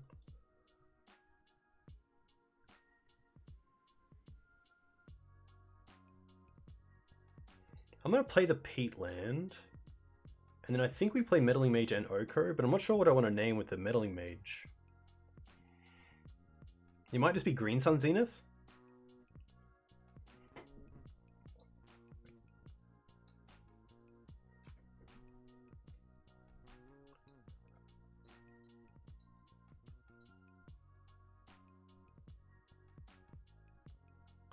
Teeg Shots of Zenith, that's correct. So I guess I could name Abrupt Decay, because that's probably the only way to deal with the Gaddock Teeg. Maybe that's correct.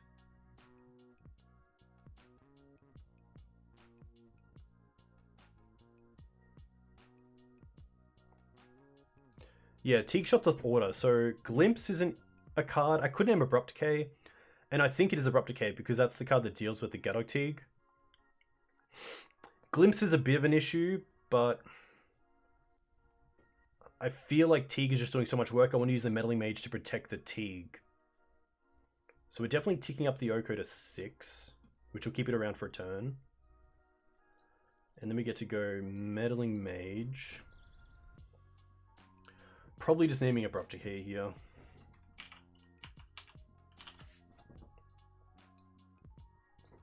And then just pass. That Meddling Mage you did on me last night naming Burning Wish? Haha! Yeah, got lucky. What can I say? Alright, so my opponent has 5 cards in hand. And a Cradle. They could just hardcast Oof. I mean, Cradlehoof. They could hardcast a lot of things here.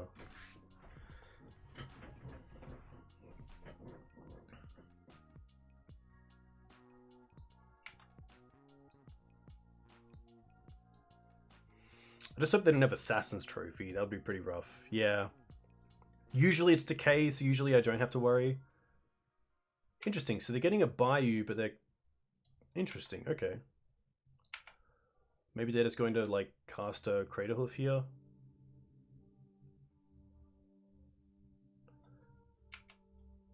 No.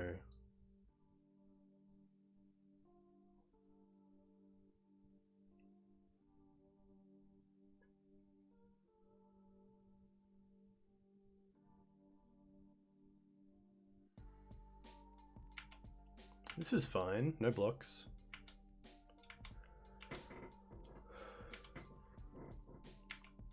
Well, they went after me. Interesting. Of course I drew it. I knew it. I knew it. I knew it. But if I knew it, then of course I shouldn't have named it. Classic. Classic. Alright, let's use this peat land. Savannah. What do I want to do here?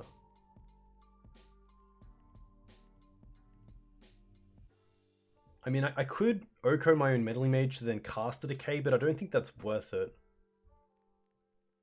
I'm probably more happy just going for Dried Arbor and making that a 3/3 and keeping the food around.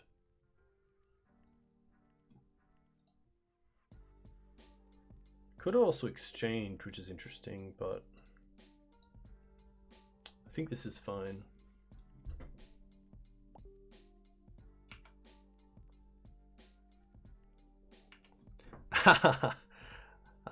And unfortunately I don't have a great attack because my opponent can just block with Dried Arbor and then return it as a forest to their hand before damage. So I'm kind of fogged at the moment.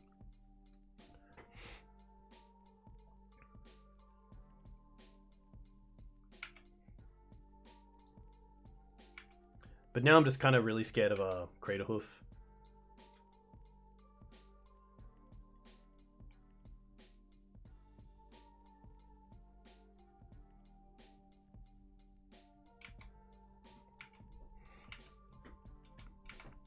As good as Plague Engineer is in Maverick, and a big reason why I like the Black Splash, it isn't a card you can easily find, which is why I do like the builds with Once Upon a Time. They're pretty cool, but yeah, pretty tough here.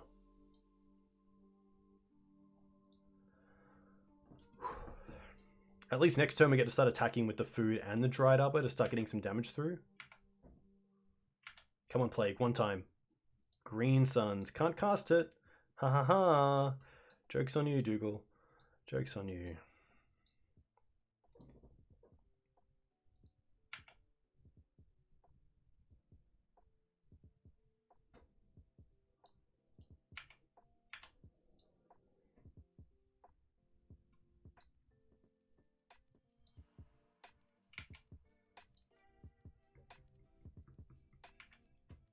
Yeah, I only hope that, you know, currently we have 2 cards that I can't cast, but hopefully these 2 cards are doing more damage for my opponent that might have, you know, 5 cards in hand that they can't cast. So I still feel like it's in our favor, but it is it's going to get tough.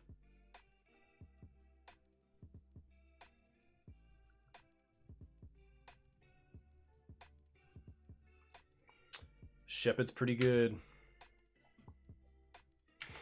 I can't beat the Shepherd.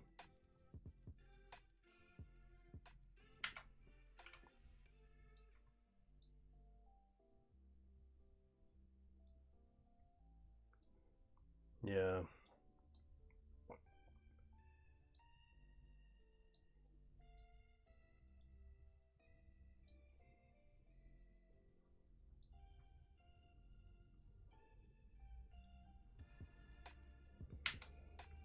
I mean, I kind of have to block everything here, which is pretty rough.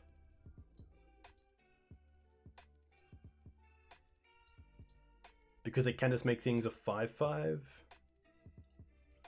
So I'll block like this. They pump.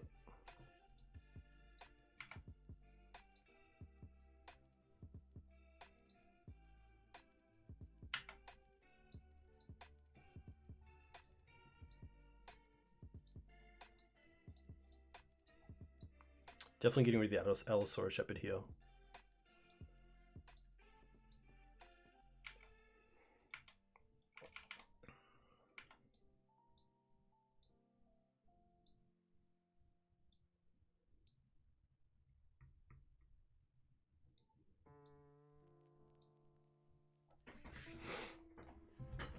Abrupt Decay, Teeg and Green Suns for Plague Engineer. If only. If only. Elves just a bit of a rough matchup as well. Just a bit too good at going fast through your main deck hate cards. Other than Plague Engineer, we don't have a real way to pressure them.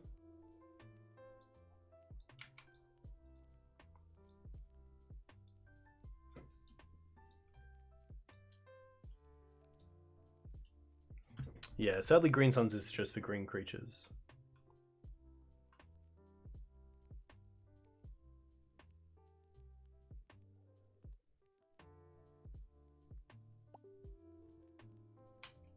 This looks like Progenitus.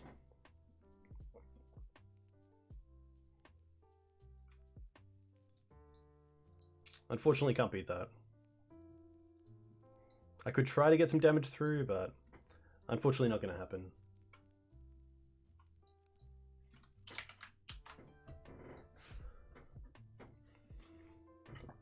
But that is the Elves matchup for you in a nutshell, so hope you enjoyed it. Can't do too much else. The top of the deck is a Cruel Mistress. On the play, which is nice. We'll definitely take that. And I'm going to keep this. We need to go turn 1 Dried Arbor into turn 2 Screws with Mana Up, Knight, or Plague Engineer. I'm pretty happy for that.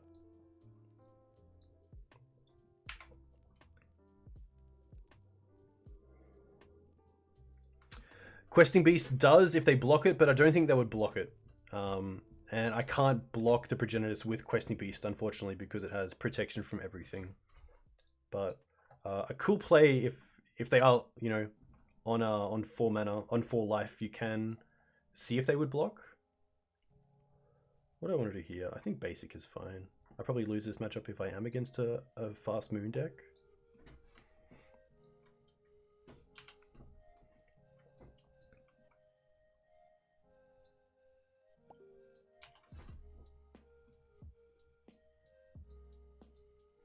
Underground Sea.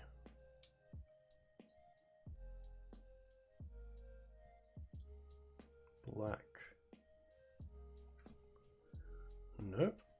Oh, blue. Ponder. Okay.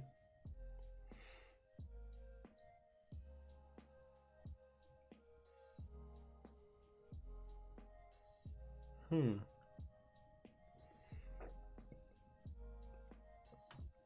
did my opponent do? Chose to shuffle. Interesting. Bayou. Okay. So I think because I can play around days, I'm pretty happy just to try to play around days here. Opponent actually 6th, so I could have probably played the knight there, but I am okay with this.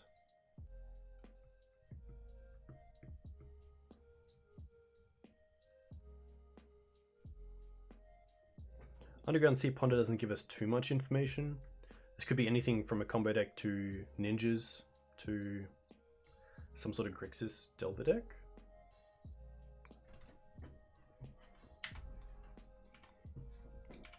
Could be Storm.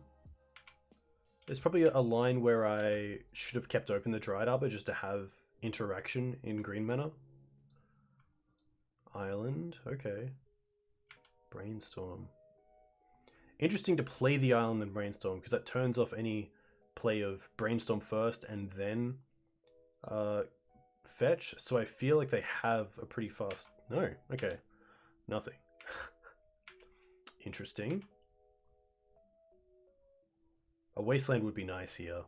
A Wasteland's what I kind of want. I guess I can't play Knight and Wasteland because of the mana that I played, so maybe that was incorrect. Drop. Not the greatest.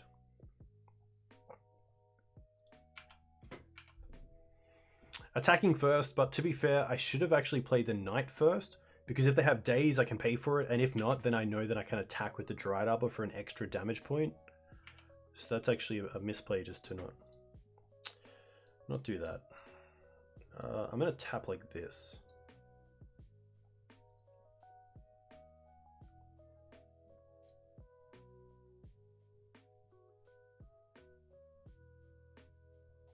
Looks like they're going to force it, so maybe it's not Ant or Storm. Interesting. I don't think a combo deck would fold to a Knight.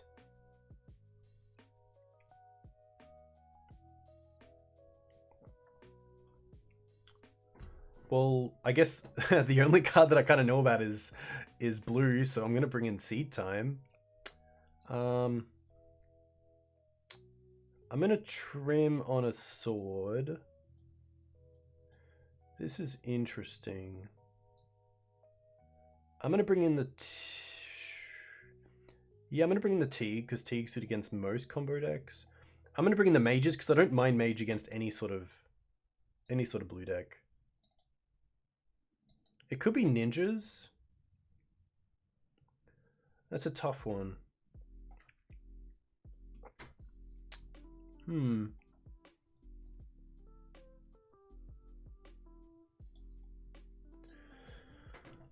It's got me thinking.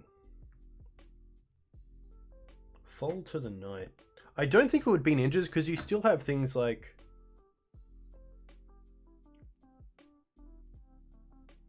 okay. I think I knew my opponent's situation.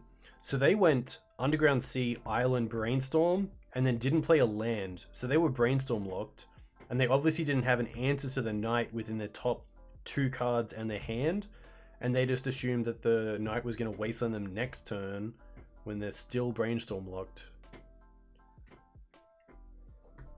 Okay. Maybe that puts them on Ninjas then, because I think Storm would probably fold to that a little bit faster. Or Storm wouldn't fold to that because of their free spells in like Lotus Petal and ritual effects where they don't need too much mana. So maybe I will board like this is Ninjas. So I'll bring in the Force. I'll take out 2 Thalias. Collector Oof is nice against Foundry. I do like Seed Time. I like Vraska. Meddling Mage can come out. I'm going to run with this 60 and see how this goes. The Swords, of course. Scoos can probably be dropped. Scoos doesn't do a whole lot in the matchup. You can do things like turn off Murderous Cut if you keep their graveyard low, but I think this is pretty good. I'm going to go down on probably just a Savannah. There we go. We're on the draw. I can definitely see myself going down on a mana source. Moosey boy.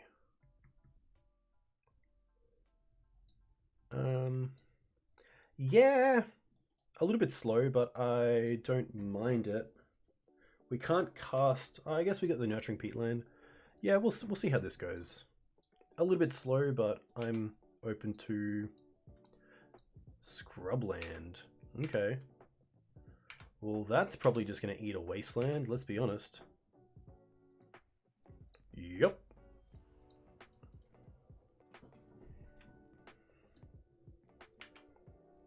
Interesting. So it might be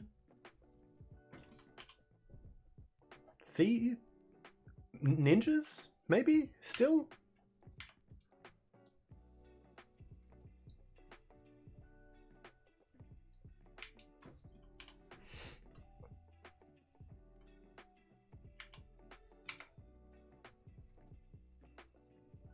Yeah, it's interesting. Green Suns. Alright. Peatland. Green Suns for Dryad Arbor. Yeah, we did, which is good. So we did board for like a Delver-ish kind of deck. Might have Swords to Plowshares? This is interesting. I feel like this is kind of a brew. We are in the 2/2 slot, so... I definitely haven't seen this card before, and I haven't seen a ninjas list with white. Could be a standstill deck.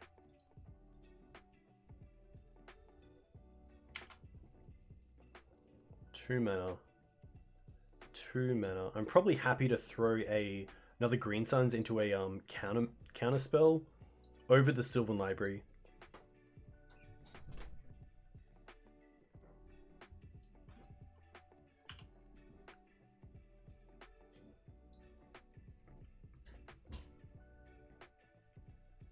Won't spoil anything? Okay, interesting.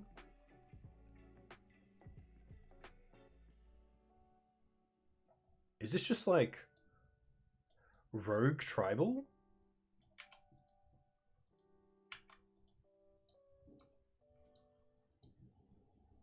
I don't know what this is. So it's Esper.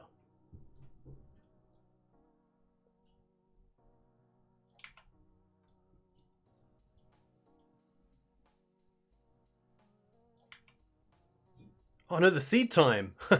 No!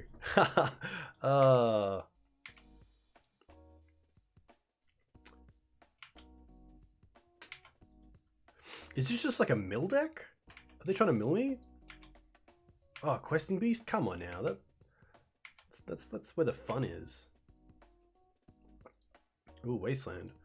Wasteland's pretty nice because I get to take them off white first. So they can't swords my Uro. So we'll see what happens here. If they try to swords the Noble, we can then float mana and cast the Uro. Nice.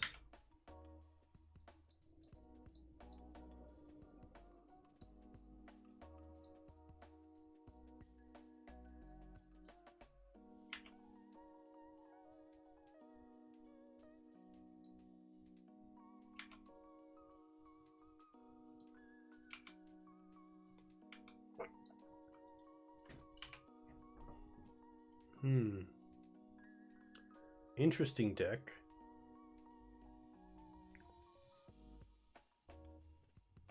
They currently have a pretty good clock.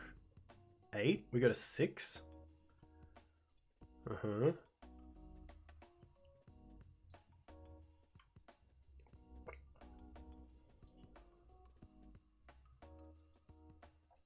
This is something like Ashiok? That would be insane.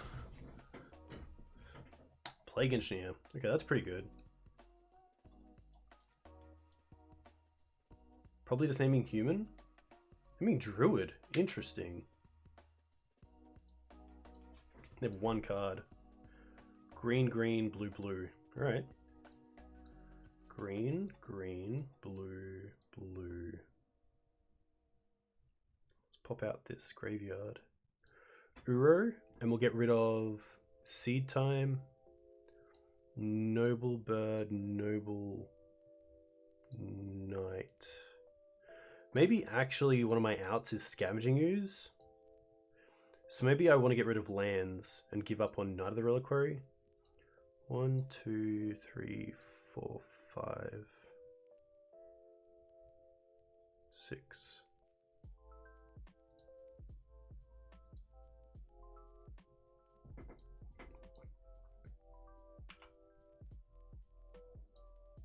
Okay, that's a start. Ah, it shrinks their 1/1s? That's really interesting. Nice. 2... Okay, that's pretty sweet. Alright, let's see if this Uro can do some damage.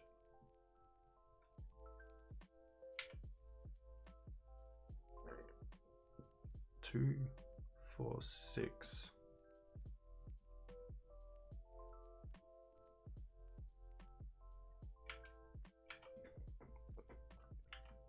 How do they attack? If they attack with everything, that's pretty scary. Just the one? Why just the one?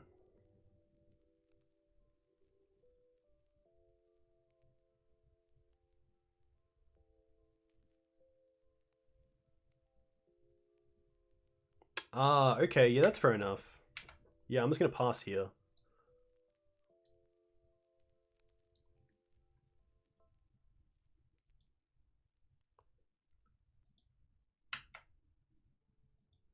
Ah, so it goes up to 3 here. That's fine. Interesting, so they could have attacked with everything and made me block. But they didn't. Misty. Misty's pretty good.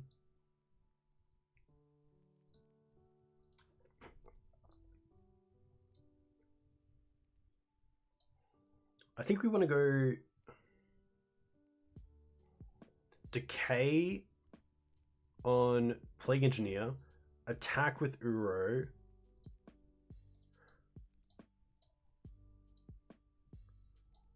Oh, this has Death Touch as well?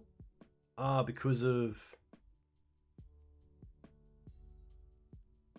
okay. Interesting. 4, 5, 6, 7, 8, 9. Yeah.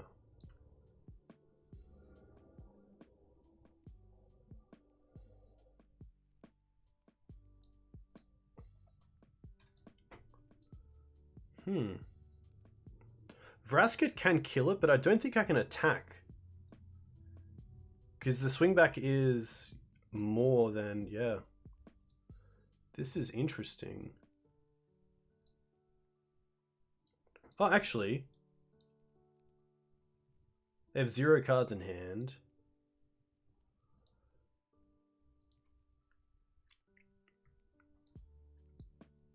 I can attack with the Uro and then recast it if they block. I'm going to see what happens there. Yeah, I'm going to attack first because that gives us the most amount of information. Knight, no. See if they block. They probably won't, yeah.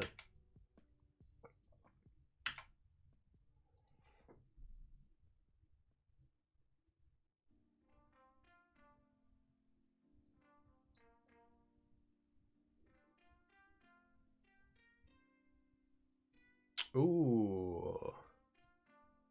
I'm going to go for Scrib Ranger, because Scrib Ranger gives... Oh, hopefully Scrib Ranger hasn't gone to the bin yet.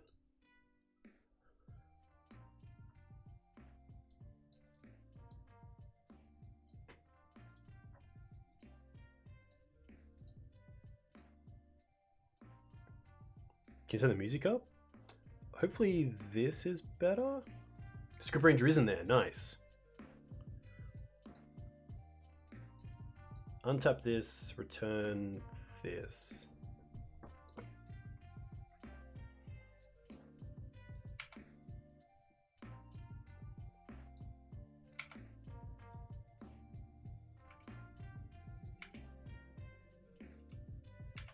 I guess I should have done this beforehand, because then I could put the land into play that I got off the Scrib Ranger into play with the Uro that I attacked with.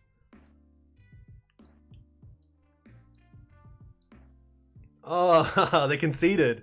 Classic. Well, yeah, Uro that is too good. I mean, Scrib Ranger's keeping off these two, and the Uro, even if it dies, you get to recast it. So this was interesting because the thieves were kind of they were hoisted by their own petard, which is pretty cool. But yeah, I think one of the biggest misplays there was just not having not planning our turn, because there's a huge upside to getting the Scrib Ranger first, attacking with Uro, and then if we don't find a land off the draw of Uro, we can untap it and put in Savannah, and it's still declared an attacking creature. It's just not tapped. So that still works. But yeah, I mean, we went down to Tess and Elves, which are pretty tough. Maybe there's more use for like a third Plague Engineer in the board, or something like a Zealous Persecution, but I'm not too sure how good the seed times are. I do like the thought of seed time, but I think I might rather something like Zealous Persecution or Mindbreak Trap, just to have something against some of the faster combo decks. and also something a little bit more against the decks that go wide, like Elves. But yeah, all in all, this deck was pretty fun. I really like the 4 colors. There weren't too many times, to be fair, where we were cut off a color, which is nice. We didn't lose to Muxus. We lost to Tess and Elves. But we actually haven't seen too much Goblins online. We played against it once when we were on green-white, which is pretty horrible because green-white, of course, doesn't really have a great way to deal with decks that go wide on the board. So that's obviously a big contender why you play black, because you're Plague Engineer. But otherwise, yeah, this deck was sweet. I think I'll probably play a 3rd Engineer going forward. Maybe something like taking out the seed times, as fun as they are. But yeah, I think everything else was pretty good. I could see myself playing a 2nd Force Vigor as well, because then you actually get to see it. Whereas if you're just playing the 1, you don't really get to see it too often, which is pretty tough.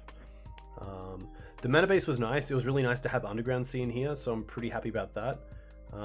Just a little bit unfortunate against some of the faster combo decks. Yeah, Muxus got me good last night. That is me. A huge thank you to you guys that came in and subbed. Very much appreciated.